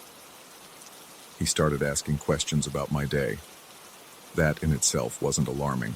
Customers do that. But his inquiries quickly became more personal. He wanted to know where I lived, if I lived alone, if I had a partner, what kind of car I drove, and which route I took to get home. My responses were curt and guarded. I attempted to deflect by asking if he found everything he needed or if he wanted to use a store membership card. He would smile as though we shared a secret and imply that he didn't need any membership card, because he always made sure to come to my line specifically. The way he said it, with that conspiratorial tone, made the hair stand up on the back of my neck. One evening, after a particularly long shift, I felt utterly drained. I closed up my register and headed out to the parking lot. The day had been cloudy, and by the time I stepped outside, the night sky looked almost purple. The streetlights cast an eerie glow on the wet asphalt. Then I saw him. He was leaning against the hood of my car, arms crossed, as if we were old friends meeting for a late-night chat. My stomach lurched, and a wave of cold sweat broke across my forehead. He greeted me by my first name, even though I'd never told him what it was. I recall feeling my legs tremble. My breath got caught in my throat, and my vision blurred for a moment, as though reality had decided to tilt just enough to make me queasy. He began talking about how he had seen me leave the store alone every night, and how he worried about me, wanted to make sure I was safe. I couldn't bring myself to meet his gaze. I mumbled an excuse about needing to get home quickly and brushed past him, opening my car door with unsteady hands. He stood there without moving an inch, his stare drilling into me. The moment I got in my car, I locked the doors and drove off, glancing in my rearview mirror the whole time. He stayed in the same spot, watching me until I turned out of the lot. Over the next few days, my sense of dread intensified. It became apparent that he wasn't just a pushy customer, he was actively tracking my schedule. No matter what shift I took, he'd show up within minutes of me opening my register. If I tried to switch lanes or run a quick errand away from the checkout, I'd see him skulking in some corner, pretending to look at canned goods or reading nutritional information on the back of a cereal box. I told my supervisor I was feeling uncomfortable with a particular customer's attention. She suggested I change shifts to avoid him, which I eventually did. But it didn't help for long. A few days after changing to a later shift, I caught a glimpse of him through the glass doors, just standing there. He walked inside the moment he saw me start to ring up customers. My mental state deteriorated. At night, I found it difficult to sleep. I'd lie in bed, heart pounding so loudly that my eardrums throbbed. Every slight noise in the hallway, footsteps, doors clicking shut, water running through the pipes, made me bolt upright. I'd check the locks multiple times, sometimes pacing around my apartment for an hour or more, too uneasy to rest. My reflection in the bathroom mirror became gaunt, eyes ringed with purple shadows, a testament to my mounting paranoia. I began to sense a presence in my apartment, small signs that someone, or something, else was there. A door slightly ajar that I knew I'd closed, a misplaced mug, a light turned on when I was sure I had shut it off. At first, I blamed exhaustion and stress, but the coincidences piled up to a point where I no longer felt they could be mere accidents.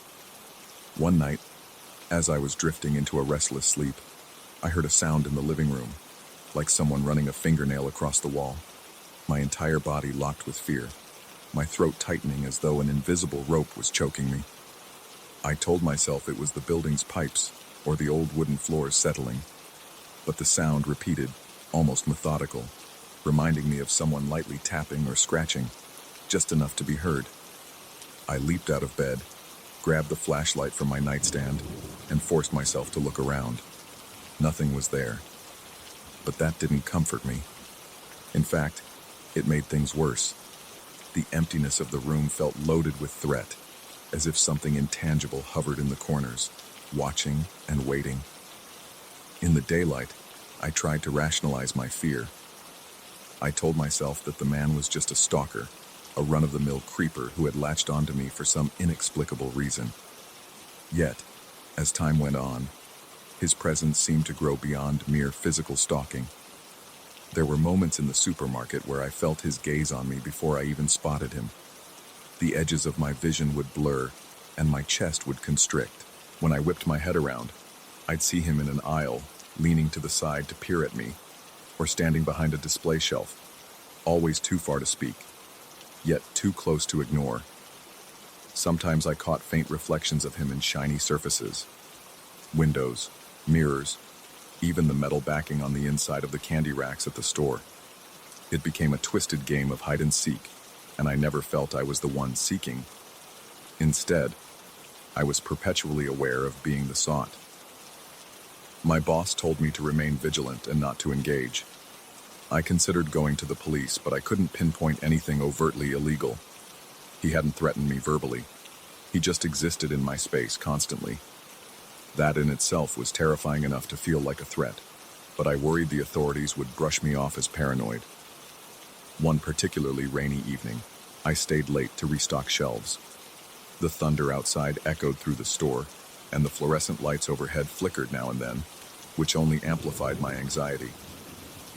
I was alone in the aisles trying to speed through the last bit of work, when I heard the soft hum of footsteps behind me.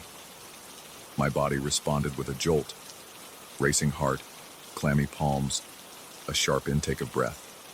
I turned around slowly. It was him, standing at the other end of the aisle, half shrouded in the shadow cast by a defective light. He didn't speak. He just stood there. My mind churned with questions about how he got in after closing, but I was too terrified to voice them. At that moment, something cold and electric passed through me. It was like a static charge multiplied tenfold. The overhead lights flickered more intensely, and for a split second, I thought I saw his face distort, jaw stretching wider than any human jaw should, eyes sunk deep into sockets that looked hollow and endless. My stomach dropped as if I'd fallen from a great height. When the light stabilized, his face seemed normal again, but I couldn't shake the feeling that I had glimpsed something beyond normal human expression. I thought I might be losing my mind. I backed away slowly, feeling the sting of tears I refused to let fall. My body was torn between wanting to run or freeze. Somehow my survival instinct kicked in just enough for me to force my legs to move. I half walked, half ran toward the employee exit. The entire store felt uncanny and warped, as if the aisles were stretching. A dull, ringing sound filled my ears, and the rhythmic pounding of my heart seemed to sync with the flickering lights. When I reached the exit, I fumbled with my keys and nearly dropped them twice before I managed to unlock the door. I didn't glance back. I didn't want to see it, again. After that night, I told my supervisor that I couldn't continue working the same shift. I demanded a change to the early morning slot, even if it meant drastically cutting my hours. Any time of day that might keep him away seemed like the only lifeline I had left. My boss agreed, though she gave me a concerned look. I sensed she thought I was on the verge of a breakdown. My first morning shift passed without incident. I began to believe maybe I'd evaded him, that he wouldn't show up at 5 in the morning just to stand in my lane. Then, toward the end of my second morning shift, as the sun was fully up, I noticed something pinned to the windshield of my car. It was a small note with a scribbled message telling me it was nice to see me bright and early. My hands shook. My throat went dry. I scanned the parking lot, but I saw no sign of him. However, my relief was short-lived because that sense of being watched came roaring back, a prickling across my skin that made me feel both cold and feverish at the same time. Things escalated further when I began finding footprints outside my apartment door, a single set of wet shoe prints that stopped right at my entrance. Some days, I heard quiet shuffling near the door when I was inside. When I looked through the peephole, no one was there, but I could sense a presence just out of view. My paranoia spiked to unbearable levels. I started second-guessing everything, the reliability of my senses, the possibility that I was conjuring these things out of intense anxiety. Yet the unshakable feeling of external menace was real enough to keep me up at night. I started sleeping with a chair jammed under the door handle and a flashlight clutched in one hand. The final straw came one afternoon as I was leaving the store. The sky was unnaturally dark, almost as if a storm was ready to burst overhead any second. I had just clocked out and was heading toward my car when the air around me seemed to thrum with tension. My breathing grew shallow, and my palms broke out in a cold sweat. I scanned the parking lot. No sign of him. Relieved, I walked a little faster. Then I heard it, the most faint whisper, almost lost under the whoosh of distant traffic. It sounded like my own name repeated in a soft, taunting tone. My heart hammered in my chest as I spun around, but I saw only rows of parked cars and a single flickering lamppost. That lamppost, in that moment, looked like a crooked figure with an outstretched neck. My vision swam, and for a second, I thought I saw the silhouette of a person hunched behind a car, but when I blinked, the shape was gone. I forced myself to get in my car and drive. As I sped away, I became convinced that someone was in the back seat with me. I could feel a presence so tangible that I broke into a fresh sweat. My breathing turned ragged, each inhale stinging my lungs. I glanced in the rearview mirror, fully expecting to see him. But I was alone. Still, I could not shake the sensation that he was there in some intangible, possibly supernatural form. When I reached my apartment building, I rushed inside and locked the door. That night, as I sat in the dimly lit living room, I came to a disturbing realization. Maybe he had never been just a person. Or if he was, maybe my fear had given him a power beyond ordinary stalking. I recalled every surreal moment, every distortion of light, every flicker in which his face appeared to shift into something inhuman. Was it the product of my own unraveling psyche, or was there a genuine horror lurking under his skin? The boundary between rational explanation and paranormal threat had dissolved. I realized I couldn't keep living with this constant dread. I made the decision to leave, at least for a while, pack a few belongings, stay with a friend in another town, and consider never returning. On my last night in that apartment, I heard more tapping on the walls, more whispers in the darkness. I packed my things to the sound of scuttling footsteps above my ceiling, even though the apartment above was vacant. Every hair on my body stood on end as I crossed the threshold for the final time, triple-checking that I left nothing essential behind. The corridor lights flickered out as I passed, drenching everything in complete darkness for a few agonizing seconds, until they popped back on, revealing no threat, just an empty, musty hallway. Still, I felt watched. I drove away just before dawn, feeling both foolish for running and relieved for taking action. My heart pounded relentlessly, and a tension headache throbbed at my temples. Yet I found a small measure of comfort knowing I wouldn't be there for him to find the next time he came lurking around. Whether my terror was purely psychological, or if there was something more sinister at play, I couldn't be sure. But my gut told me I made the right choice. Even now, settled in a borrowed apartment 2 towns away, I can't fully relax. At times, in that space between wakefulness and sleep, I think I see him standing at the foot of the bed. On stormy nights, I recall the flickering lights and sense him in every corner of the room. My heart rate spikes. My palms grow clammy. My mind drifts to that place where rational thought dissolves under the crushing weight of fear. In those moments, I wonder if I escaped him at all, or if, by surrendering to my terror, I somehow brought him with me, a specter conjured by dread. The uncertainty gnaws at me constantly, leaving me wide awake and trembling until the first rays of sunrise cast the room in a feeble light that feels less like safety and more like temporary reprieve. I keep telling myself it's over, that I'm safe, that he, whatever he is, won't find me again. But deep down, a persistent chill in my bones reminds me there are things in this world that don't rest just because you run from them. And every time I catch my reflection in a darkened window or see a half-hidden figure from the corner of my eye, my heart sprints, and I remember the way his eyes bore into me as though he saw not just my face, but something far deeper, something vulnerable and primal within. The memory alone is enough to keep my pulse racing well into the night. And even as I sit here, recounting the details, I swear I feel that electric static in the air again. The flicker of lights that I can't quite confirm are actually flickering. Somewhere in the darkness, maybe he's still waiting, maybe just behind my mind's peripheral vision, ready to step forward, to reclaim the terror he sowed in my life.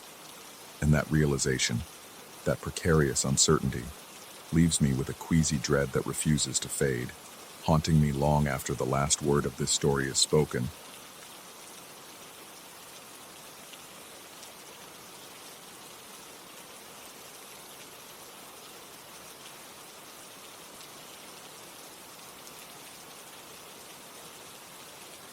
I remember the exact moment when the silence on that lonely stretch of highway first felt wrong.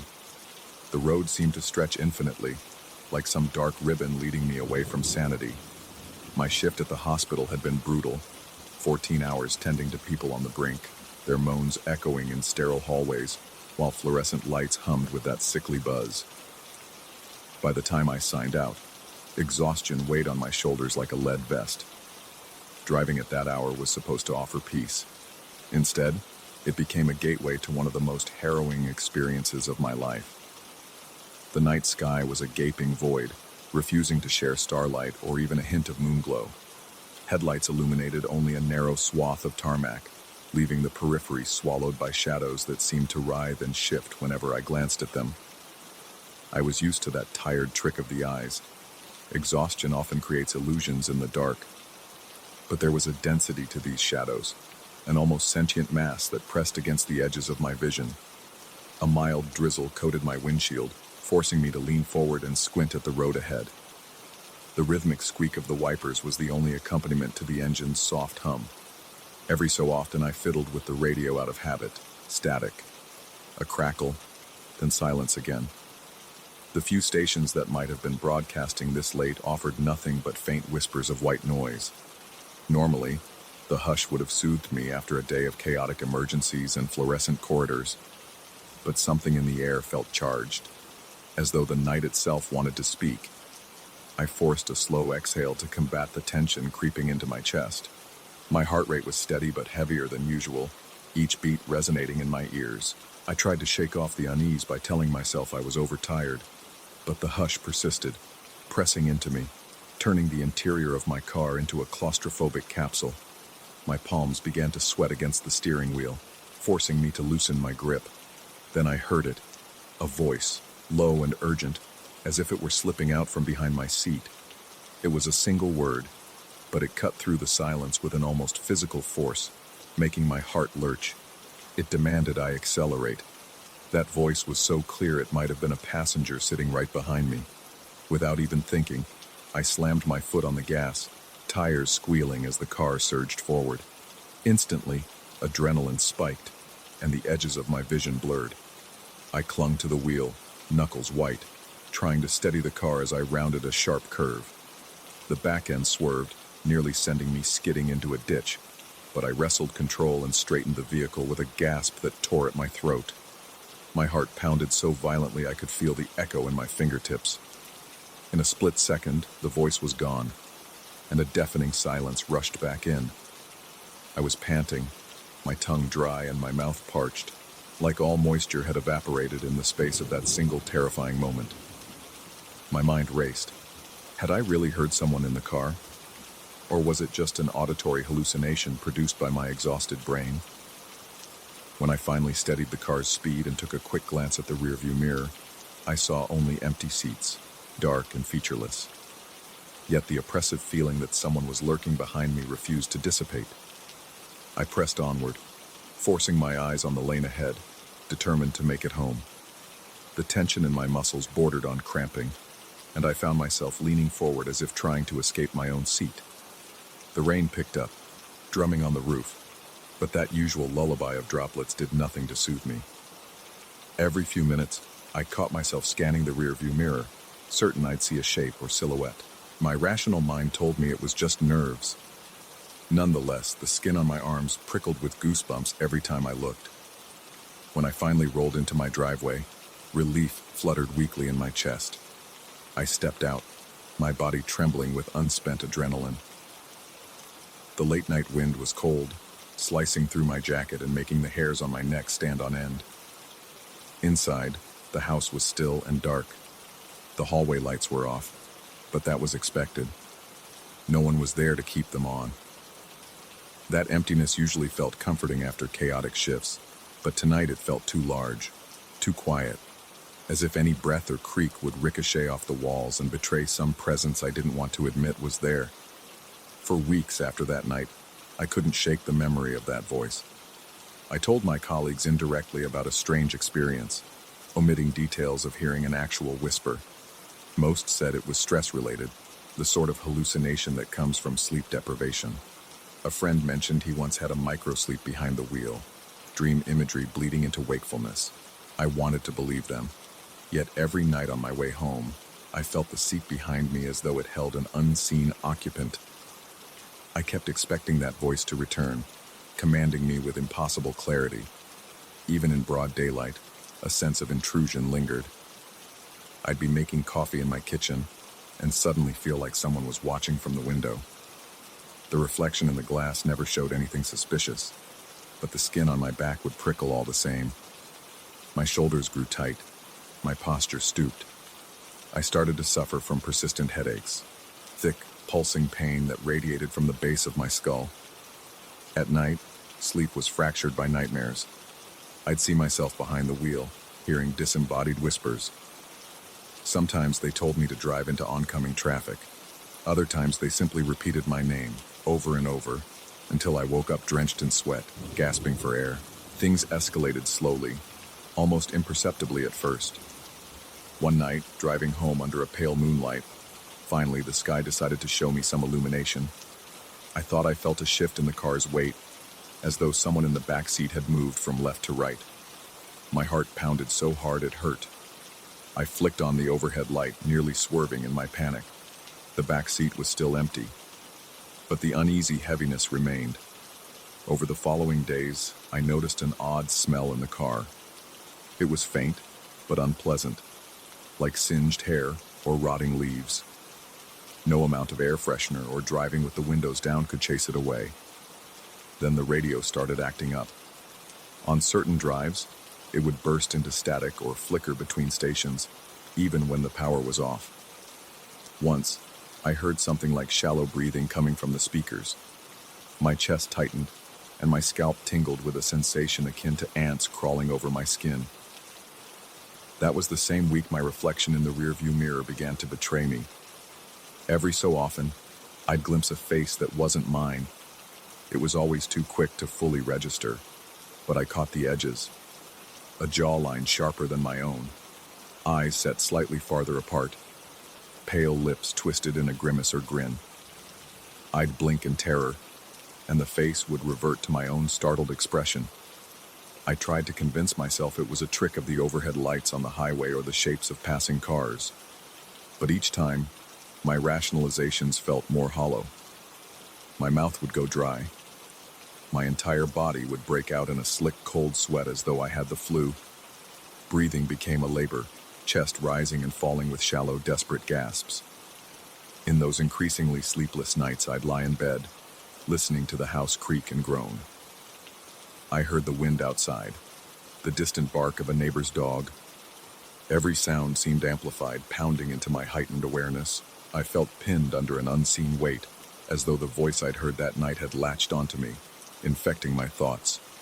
I remember lying there, eyes on the ceiling, envisioning that spectral passenger crouched in the corner of my bedroom. silently urging me to fear everything around me. Even with the lights on, the corners remained dark, shapes coalescing just beyond clarity. My heart hammered in my chest until it felt as though it would burst. Yet, I still had to keep working. Responsibilities don't vanish just because you're frightened or exhausted.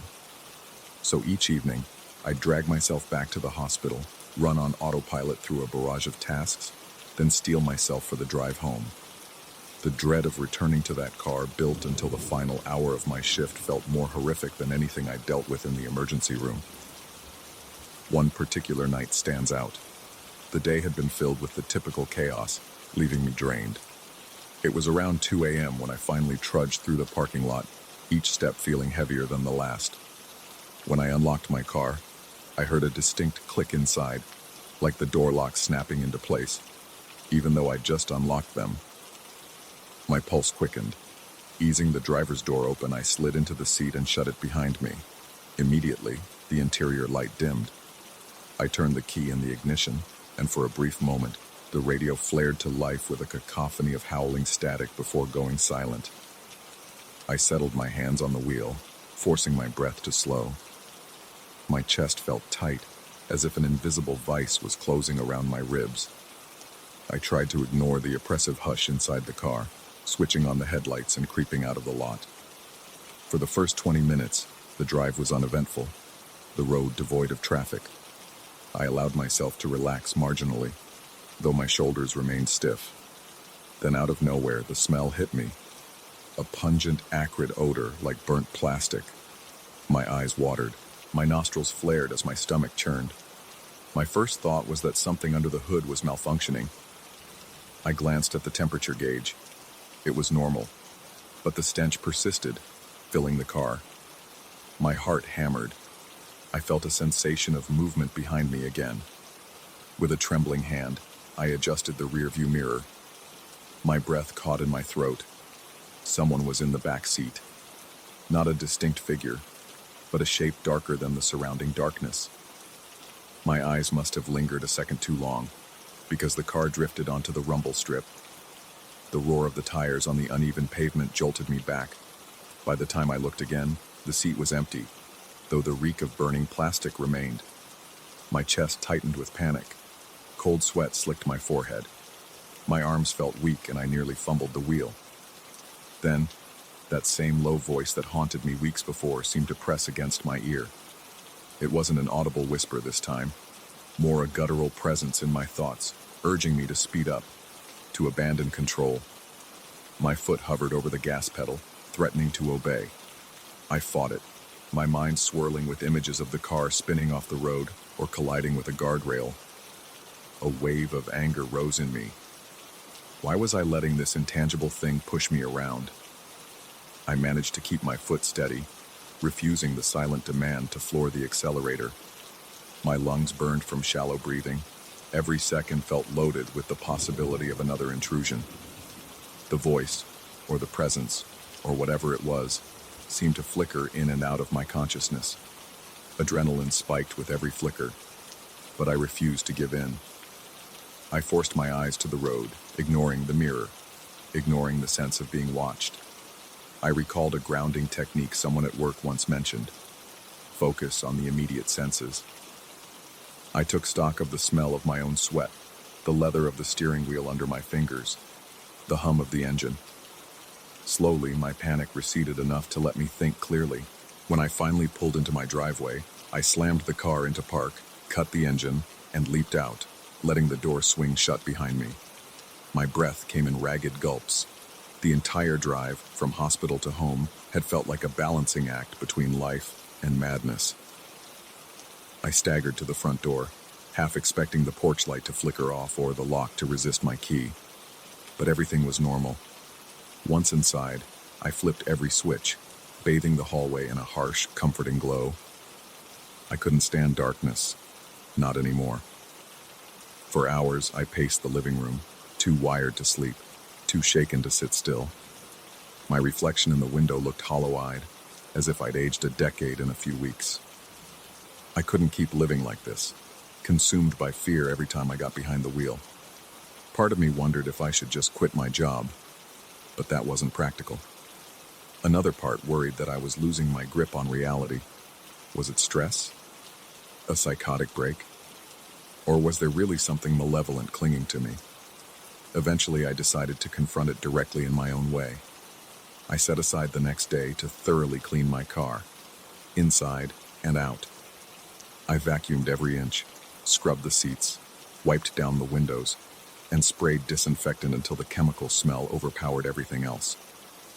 I performed these tasks almost ritualistically, as though purging the vehicle of whatever darkness had nestled there.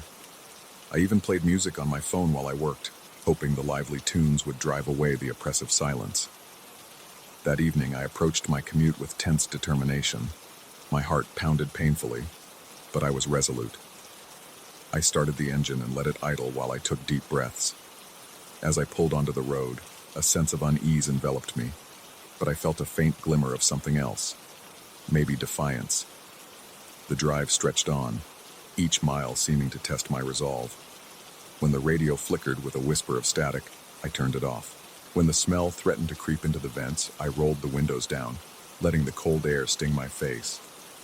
And when the sense of presence in the back seat surged, I refused to meet it in the mirror, keeping my gaze locked on the road.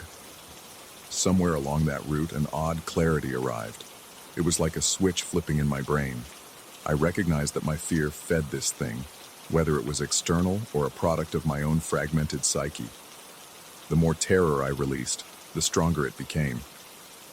So I focused on slow, rhythmic breathing, telling myself that, supernatural or psychological, it had no right to control me. My heart was pounding, but there was a new steadiness in my hands. By the time I reached the final bend near my home, I realized my breathing was almost normal. Though beads of sweat still lined my brow, I felt more in control than I had in weeks. I still expected a whisper, a flicker in the rear view, but it never came. The air felt thick, but the stench was gone. The oppressive weight in the car seemed to have lifted, leaving behind only the faint hum of the engine and the quiet rustle of wind through the window crack. When I parked in my driveway, the silence of the night was still unsettling, but it no longer felt like a threat. My chest still fluttered with residual adrenaline, yet I sensed something had shifted. Whether I had banished a genuine dark force, or simply conquered my own mind, I wasn't sure. All I knew was that I had faced it, refused to be its puppet. As I stepped out of the car, I took in a shaky gulp of the cool air and let the tension uncoil from my muscles. Since then, I've continued my late shifts, driving that same deserted road. I can't say everything feels normal. There are times when I catch a fleeting shape in the corner of my mirror, or sense an unsettling hush behind me. But the voice no longer commands me. The presence, if it remains, now finds me harder prey. Sometimes I question if the entire ordeal was a manifestation of my own overworked, anxious mind, or if something truly unearthly latched onto my weariness that night. Either way, I carry that memory like a scar, a reminder of how thin the boundary between reality and nightmare can become.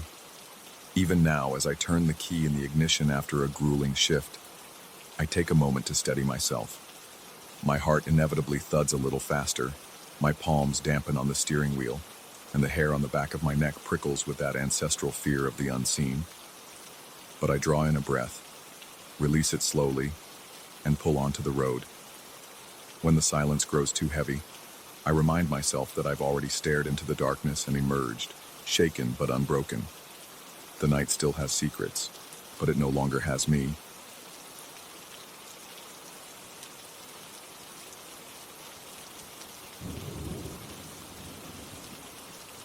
I still remember the very first instant I sensed that subtle but unmistakable chill along the narrow rural road. It wasn't the kind of cold one feels from a sudden draft or the night air. It crawled under my skin and clung to my thoughts, an almost tangible presence that made my breath hitch. When I recall that moment now, I'm convinced it marked the threshold between my ordinary life and something far darker, something that defies reason. Even now, thinking about it sets my heart racing, and I can practically feel the hairs on my arms standing on end. I walk that back road most weekends, It starts just a few miles from my house, winding through fields and patches of woods before looping around a wide meadow. During the day, it's a peaceful place.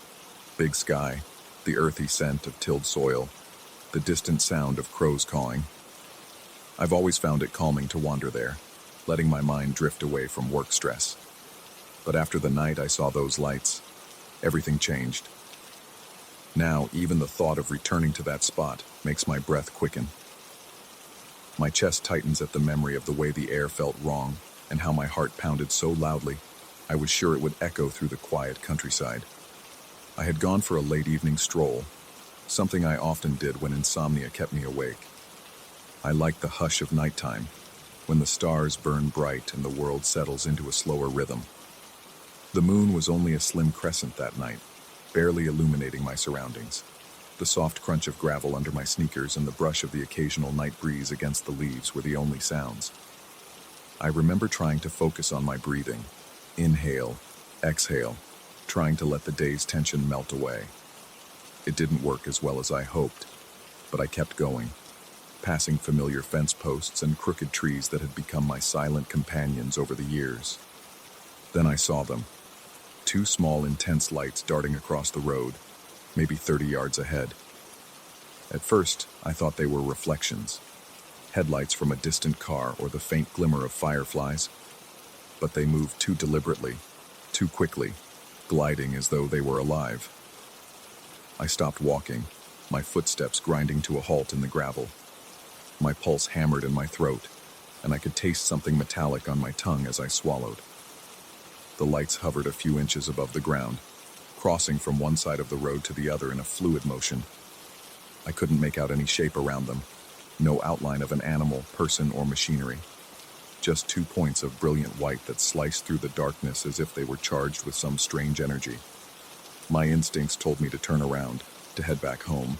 I was no stranger to caution, and fear was already tightening my chest. But curiosity pushed me onward. The next few steps I took felt reluctant, as though my own body warred against me for venturing closer. Halfway to where I had spotted the lights, they simply vanished. No flicker or dimming. One moment they were there, the next they were gone. The night around me was suddenly too quiet, as though the world had hit a pause button. I strained my ears for any sign of life. An owl hooting, a breeze rustling the branches. But there was nothing. That was when the cold set in. It spread from the center of that spot outward, like an invisible boundary. The hair on my arms stood up, and I felt goosebumps prickle along my neck. My breath came out in a shaky exhalation, visible in the air even though it was late spring and nowhere near freezing. I can't fully describe how unnatural it felt. It was as though the temperature dropped from mild to wintry in just a few seconds. My hands started to tremble, and I clenched them into fists, trying to steady myself. I could feel my heartbeat pounding like a drum, reverberating in my ears. There was a moment, just a split second, when I was convinced I heard a whisper, so faint I almost doubted I heard anything at all. It felt as if someone had murmured just out of earshot, sending a shiver skittering down my spine. I looked around, desperate to find a source, to give it a rational explanation. But all I saw was the dark outline of trees on either side of the road, and the open field stretching far into the distance. That night, I practically jogged home, refusing to look back. My lungs burned with the effort, and cold sweat slid down my temples, dampening my collar. Once I reached my front porch, I realized my hands were still shaking uncontrollably. I told myself I must have imagined half of it, that perhaps it was a trick of the moonlight. Maybe I was overtired, or let my nerves get the best of me, but deep down, I knew something was off. Over the following days, I couldn't shake the uneasy feeling. My sleep was restless, and I'd wake up with my mouth dry, heart thrumming as if I'd been running in my dreams. In an attempt to reassure myself, I mentioned my late-night encounter in passing to a neighbor, though I framed it casually and left out the unnerving details. The neighbor simply shook their head, said they'd never seen anything like it, and suggested it might have been a reflection from some new farm equipment. I didn't press the matter, Something about describing the experience in detail felt like I'd be opening a door I wasn't ready to face. But I couldn't resist the pull of that rural stretch. And the following weekend, I decided to walk it again, this time right before sunset, so I wouldn't be in complete darkness. As I approached the spot where the lights had appeared, my heart began to race. The sky still had remnants of orange and pink along the horizon, and I could see enough to avoid tripping on loose stones. However, the closer I got, the more I noticed a kind of hush descending over the area. The evening chatter of birds seemed muted, and the wind that ruffled my hair just moments before felt oddly distant. I swallowed hard, tasting that familiar metallic tang on my tongue again. My breath grew shallow, a new wave of anxiety twisting in my stomach. I lingered there, scanning the ditch on both sides of the road. Everything looked normal. There was a drainage channel, a few patches of wildflowers, and old wooden fence posts leaning at precarious angles. Yet the tension in the air was palpable. It felt like standing on the threshold of a room where something lurks just behind the door. I was jumpy. Even the sound of a twig snapping under my shoe made me flinch. I half expected the lights to reappear, but that didn't happen. Instead, I felt this pervasive sense of being watched. It was almost oppressive, a sensation that made every muscle in my back tighten until I had to force my shoulders to relax. I left that evening before the last traces of sunlight disappeared, feeling uneasy and more confused than before. The following days, I couldn't stop thinking about that place. It was as though a part of me was trapped there, replaying the memory of those hovering lights and the unnatural cold. My appetite diminished, and I found my thoughts drifting at work, my hands trembling whenever I recalled the sensation of that quiet. I questioned my sanity more than once. Was I having some stress-induced hallucination? Was it possible for an overworked mind to create such vivid experiences? Eventually, I resolved to go back at night again, mostly to prove to myself that I was capable of walking that road without freaking out. I chose a Friday evening, telling myself that if it all went wrong, at least I wouldn't have to function at work the next morning. The moon was fuller this time, providing a bit more light, but it also created long, eerie shadows that stretched across the dirt like dark fingers. My breathing was shallow, and I noticed my palms were damp inside my jacket pockets. I tried to pace myself and keep calm, but with every step, my pulse escalated. Halfway along the route, the tension rose. My ears began picking up indistinct sounds. Maybe just the wind in the grass, maybe something else. My mouth went dry, and I had to swallow repeatedly to keep saliva in my throat. The air felt thick, as though I was walking through an unseen web. Each footstep sounded too loud, echoing around me in the hush of the surrounding fields. In the distance, I could make out the silhouette of an old barn. I'd passed it countless times without giving it a second thought, but tonight it loomed like a monolith, a silent witness to my discomfort. When I finally reached that familiar stretch, my legs felt weak, and I had to fight the urge to run. The road looked the same, but there was a wrongness hanging over it that made the hair at the nape of my neck prickle. I paused, straining to see if the lights would appear. My body tensed, bracing for something I couldn't name. For a long minute, everything was still. Then the wind gusted, and I heard a faint rustling in the ditch. It was probably just a small animal scurrying away, but it made my heart lurch. My breath came in quick, ragged bursts, and I had to remind myself to inhale fully before I passed out from fear alone. Suddenly, the temperature plunged again, just as it had before. One moment I was standing in the mild night air. The next, my skin was covered in goosebumps. I shivered and rubbed my arms, but it did no good. The cold bit into me, deeper than any chill had a right to. The subtle wave of dizziness hit too, like a wave of nausea in my gut. I didn't see the lights this time, but I felt them, or something, slithering just beyond my peripheral vision. Several times I thought I glimpsed a flicker at the corners of my eyes, only to whip my head around and find nothing. That was when I felt an unmistakable presence behind me. My entire body seized with terror, and I had to force myself to turn around. The road behind me was empty, bathed in moonlight and shadow, but the feeling of being watched, of something hovering just out of sight, was almost unbearable. I could hear my own heartbeat drumming in my ears, and each exhale sounded shaky, I thought about yelling, making some noise to prove I was alone, but something in me decided it was better to remain silent. Some primal instinct insisted that drawing attention would be a mistake. I'm not proud to admit it, but I bolted. Fear pounded through my veins, and I sprinted, nearly tripping over loose stones. My lungs burned, and my vision blurred from the adrenaline. I only slowed down when I reached the outskirts of my neighborhood, where streetlights and houses offered a semblance of normalcy. Once home, I was soaked in sweat, my clothing clinging to me as though I'd been caught in a storm. It took hours to calm down, and even then, I barely slept. The next day, I couldn't stop replaying the sensation in my mind. A part of me dreaded ever returning, while another part insisted I couldn't let fear claim a place I had once loved for its peaceful solitude. Over the ensuing weeks, I felt my nerves on edge whenever night fell. I started drawing the curtains earlier, double-checking that my doors were locked. Simple noises, a branch scraping a window, a gust of wind, made me flinch. My rational mind told me I was being ridiculous, but the dread was too ingrained to ignore. I tried another tactic, returning in broad daylight. A few times I parked my car at the beginning of that road and forced myself to walk its length under the midday sun. Everything looked so harmless in the light, just a gravel path winding through farmland. Yet even then, I felt a twinge of unease.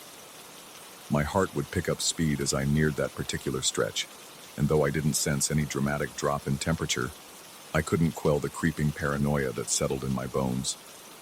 One afternoon I stood there, forcing myself to remain calm and take in every detail. The curve of the fence line, the scattering of pebbles, the tall, whispering grass. As I did, I had the distinct feeling that the place was studying me in return. The notion was irrational, but it gnawed at me. My mouth went dry again, and my fingertips tingled with anxiety. A crow cawed from somewhere behind me, and I startled, nearly stumbling as my heart slammed against my ribs. Over time, I started having nightmares. In them, I'd be walking along that road, and the two lights would appear, drawing closer and closer until I could see something swirling between them, an amorphous darkness that seemed to beckon me forward. In the dream, I couldn't move, couldn't scream. I could only watch as the darkness pulsed. The sound I heard in these nightmares was a distant humming, like a chorus of voices just out of range, blending into a drone that made my ears ache.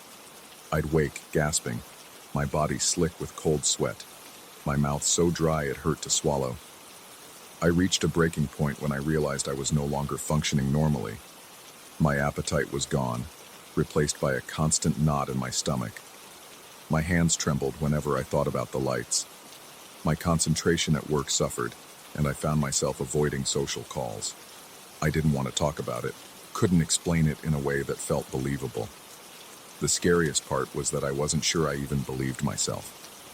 Determined not to be ruled by this dread, I decided on one final confrontation.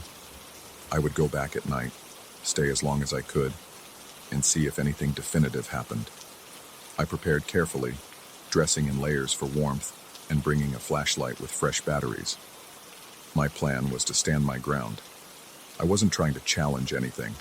I'm not that foolish. But I wanted to face it, to see if I could find any logical explanation. Perhaps if I confronted it head-on, I'd discover some mundane truth, and my fears would dissipate. I arrived just before midnight. The night was cool but not cold, the sky clear and shimmering with stars. My flashlight cut a narrow beam through the darkness. Each step crunched on the gravel, echoing in a way that seemed unnaturally loud. By the time I reached that dreaded spot, my pulse was already racing, and my breathing had grown shallow. I flicked off the flashlight, letting my eyes adjust to the moonlight. The silence pressed in on me like an invisible weight. Once again, I felt sure there were eyes on me, or something that passed for eyes, hidden in the gloom. For a few minutes, nothing happened, and I felt the smallest flicker of relief. Maybe it really had been my imagination. Maybe I'd conjured this terror out of stress and sleepless nights. My heart rate began to slow. My breathing steadied. Then, out of the corner of my eye, I saw the faintest glimmer, a flicker of white, nearly at ground level. My entire body seized with dread. The lights were back, dancing at the edges of my vision. I forced myself not to move, though every instinct screamed at me to run. The temperature plummeted, sharper and more brutal than ever before.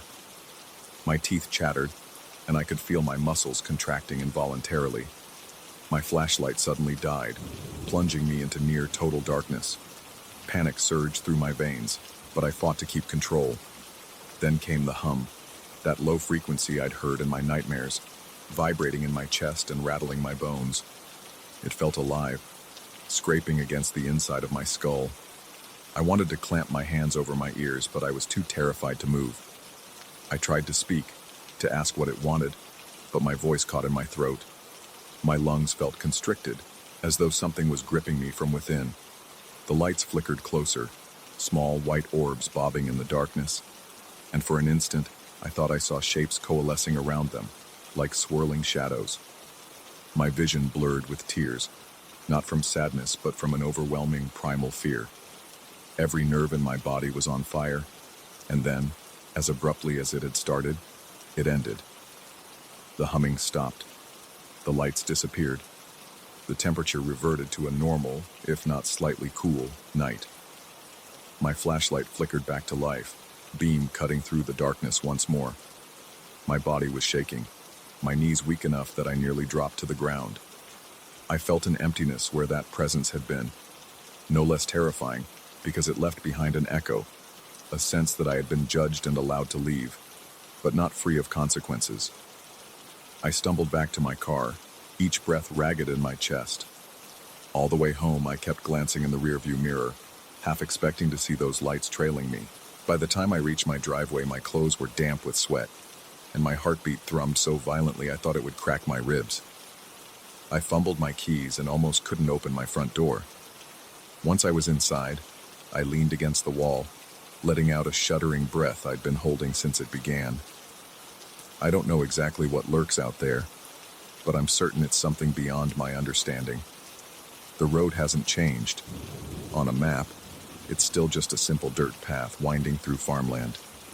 But when I recall the feeling of that presence, the hum that resonated inside me, I'm convinced there are pockets of our world that defy logic, places where reality thins and something else bleeds through. I don't walk there at night anymore. I've promised myself I won't be that foolhardy again. Sometimes during the day, I'll catch a glimpse of it in my peripheral vision. 2 faint lights, gone in a blink, and the air around me will feel colder, pressing a reminder into my bones. People often say the unknown is the scariest thing of all, and I agree wholeheartedly. Whatever it is that hovers along that lonely stretch of rural road, I have no desire to understand it anymore. My sanity clings to the idea that I made it out, that I can choose not to go back. Yet a part of me worries that I'll never truly escape. Because even here, in the safety of my home, late at night when I close my eyes, I still see those lights dancing in the darkness, hear that low hum beneath my own heartbeat, and feel the cold emptiness stretch its fingers around my mind. And I know, beyond any doubt, that it's waiting for me, patient and quiet, in the place where the warmth of day fades and the chill of something far more sinister takes hold.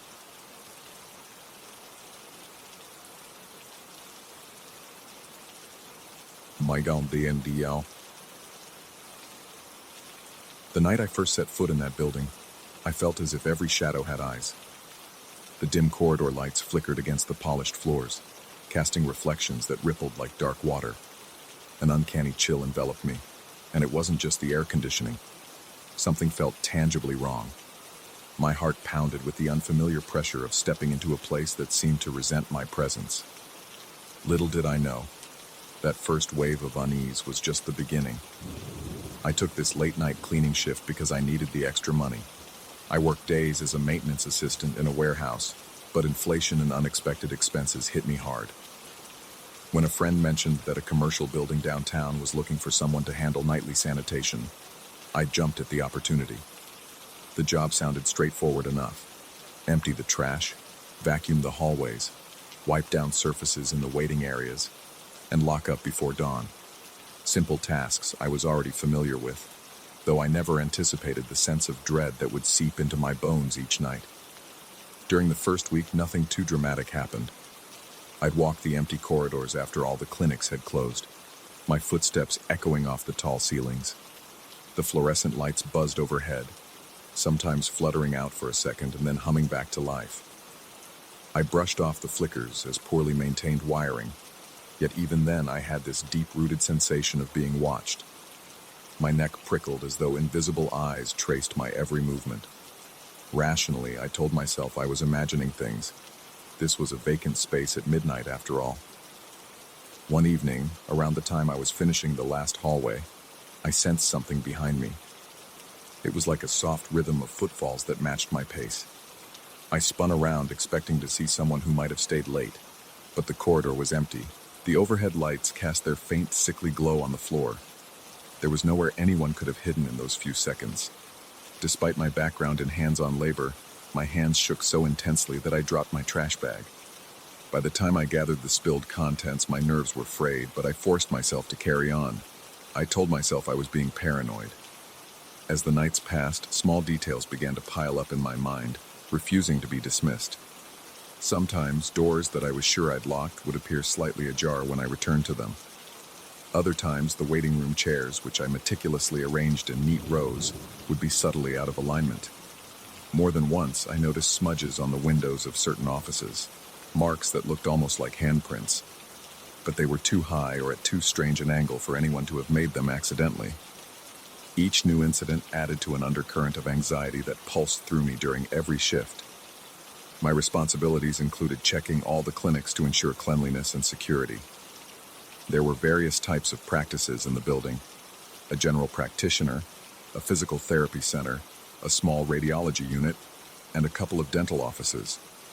Most nights, I never encountered another soul. The staff all left by early evening. It felt like I was the sole occupant of that strange and unnerving world. Yet the quiet didn't soothe me. Instead, it amplified every drip of a faucet, every hum of an electrical circuit, and every scuff of my shoe on the linoleum. It was one particularly late night, close to 2 in the morning, when something truly bizarre happened.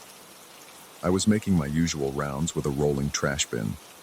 The hallway was narrower on the 6th floor, where the physical therapy center was located. The lights there were older, casting a weak orange glow. Suddenly I heard a sharp scraping noise from behind one of the locked doors. It sounded like heavy furniture being dragged across the floor. My pulse raced and my palms turned clammy.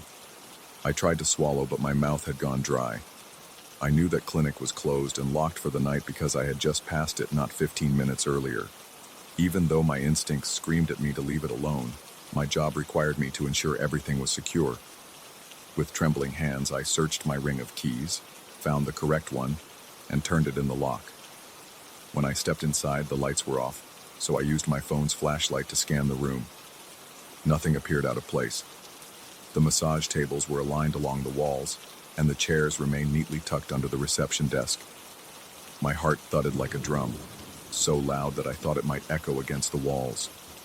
Then my flashlight caught something that sent a jolt of fear up my spine. The wheelchair that usually sat abandoned in the corner was now facing the door. That piece of equipment had always been turned toward the window, its wheels locked in position, but it was undeniably pointed right at me. I backed away slowly, as if the chair might roll forward on its own. The rational part of me tried to explain it. Maybe someone used it earlier and forgot to rotate it back. But at that hour? And who would drag a piece of furniture around without leaving it out of place? Shaking, I closed the door, double-checked the lock, and continued my rounds, doing my best to forget the uneasy suspicion that I wasn't alone in the building. Over the subsequent nights, more unsettling incidents took place. I began to notice the wheelchair shifting positions. Not every night, but often enough that I couldn't dismiss it as happenstance. Sometimes, it was a mere inch from its original position. Other times, it faced a different corner altogether. Each time I opened that door, my heart hammered against my ribs, and a cold sweat broke out on my forehead. I would quickly do my cleaning, refusing to glance at the chair for too long, and hurry out. At some point, I must have mentioned these bizarre occurrences to the security guard who occasionally patrolled the lobby. He merely shook his head and said quietly that he also felt something uncanny in the corridors at night. He didn't detail it further, but his expression said enough. I wasn't imagining things. Even so, I tried to push that acknowledgement away. Admitting that something truly unexplainable was happening felt like stepping off a cliff into dark, bottomless waters. As the weeks went on, the sense of being followed grew stronger. I'd sometimes catch a glimpse of movement out of the corner of my eye, a shadow that darted around a corner, or a shape that slid into an office. Whenever I tried to chase after it, I found only empty rooms and silent, sterile corridors. My hands would tremble, a slick film of sweat covering my palms. My breath would come in quick, shallow gasps, as if I'd just run a marathon. I began second-guessing my own senses. After all, who wouldn't question their sanity under those conditions? I started going to bed later and later, spending hours on the couch at home after my shift, staring at the turned-off TV, replaying every bizarre moment in my mind. A gnawing sense of dread settled over my everyday life. It was worse on the nights I had to clock in, because the anticipation of returning to that building weighed on me like an anchor around my ankles. In an attempt to feel more secure, I started carrying a small flashlight on my belt and a utility knife in my back pocket. The flashlight was mostly for my own peace of mind, but the weight of the knife reassured me. Even though I couldn't say what I was defending myself against, the blade offered a tiny measure of psychological comfort. One particularly harrowing night, the power went out across an entire floor just as I stepped off the elevator. The corridor was plunged into total darkness. The only light came from the weak emergency bulbs above the exit signs. I fumbled for my flashlight, my heart thudding like it was going to burst out of my chest. In that murky glow, the hallway seemed to stretch on forever, its edges dissolving into blackness. My legs felt heavy, but I forced myself to move forward.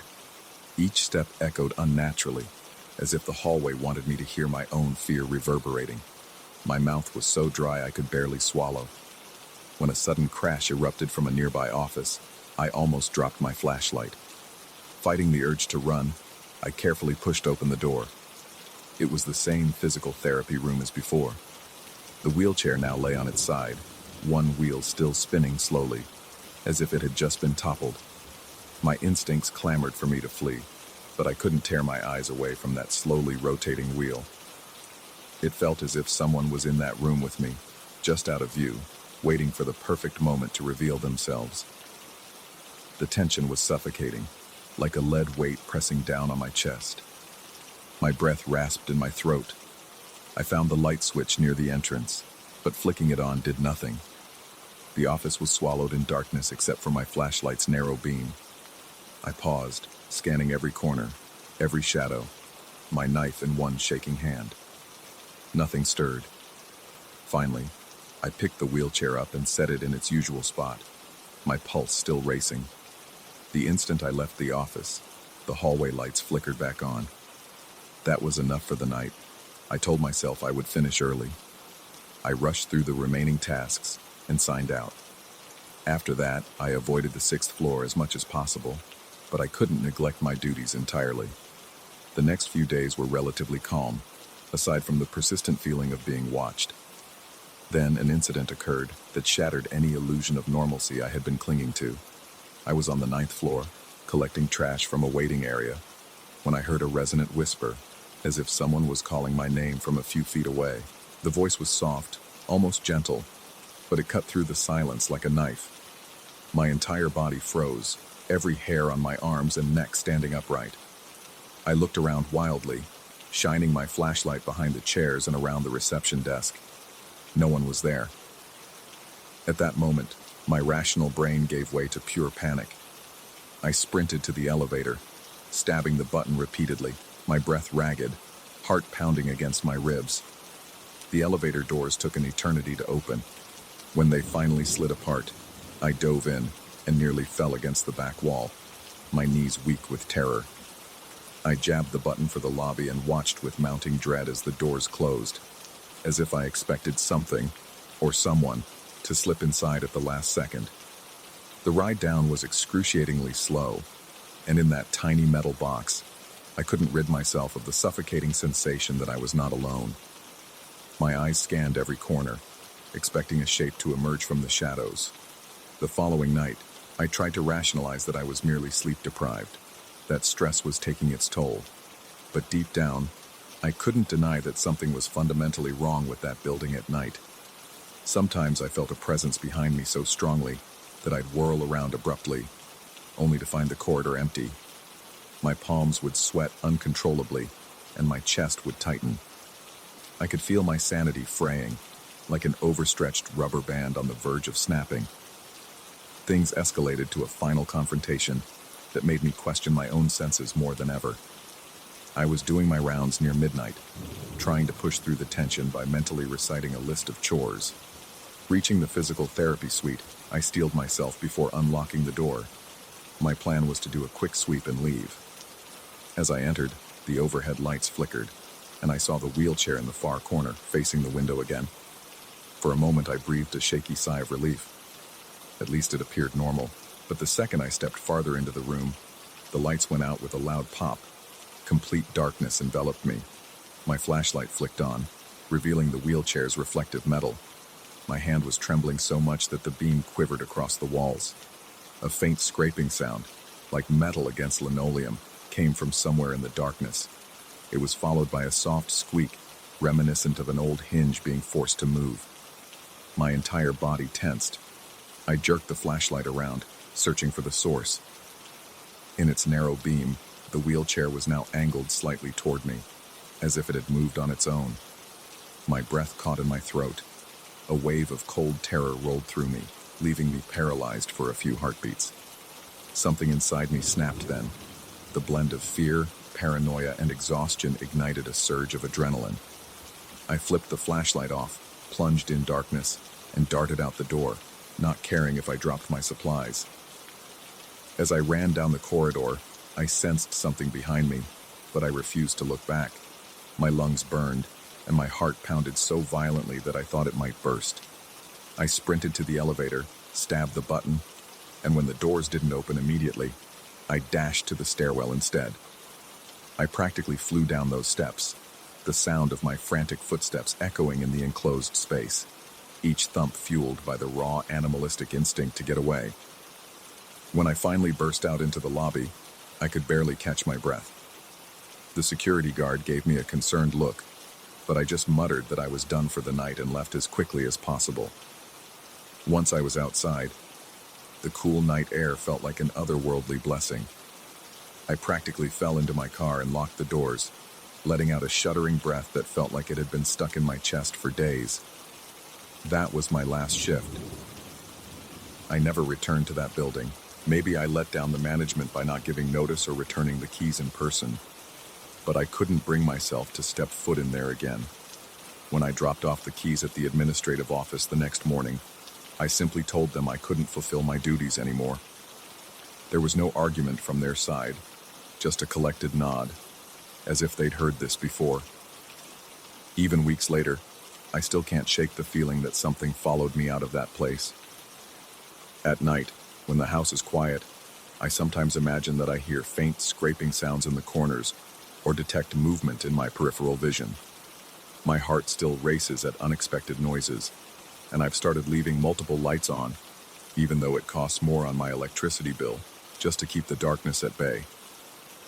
I don't know what truly lurks in those corridors after midnight. Perhaps it's my own mind unraveling under pressure, or perhaps something inexplicable resides there, feeding on the loneliness and silence. All I know is that the experience changed me. My pulse quickens even now at the memory of the wheelchair, angled toward the door as if waiting for me. It stands as a testament to the shadows we can't fully explain and the horrors that might exist just beyond our narrow scope of understanding. I walked away with my life intact and no tangible scars, yet the haunting reality of that building is something I carry inside me. Every time I close my eyes, I'm back in that dark corridor, hearing the faint scrape of something that shouldn't be there, feeling an unseen presence breathing down my neck, and I'm certain I'll never truly be alone again.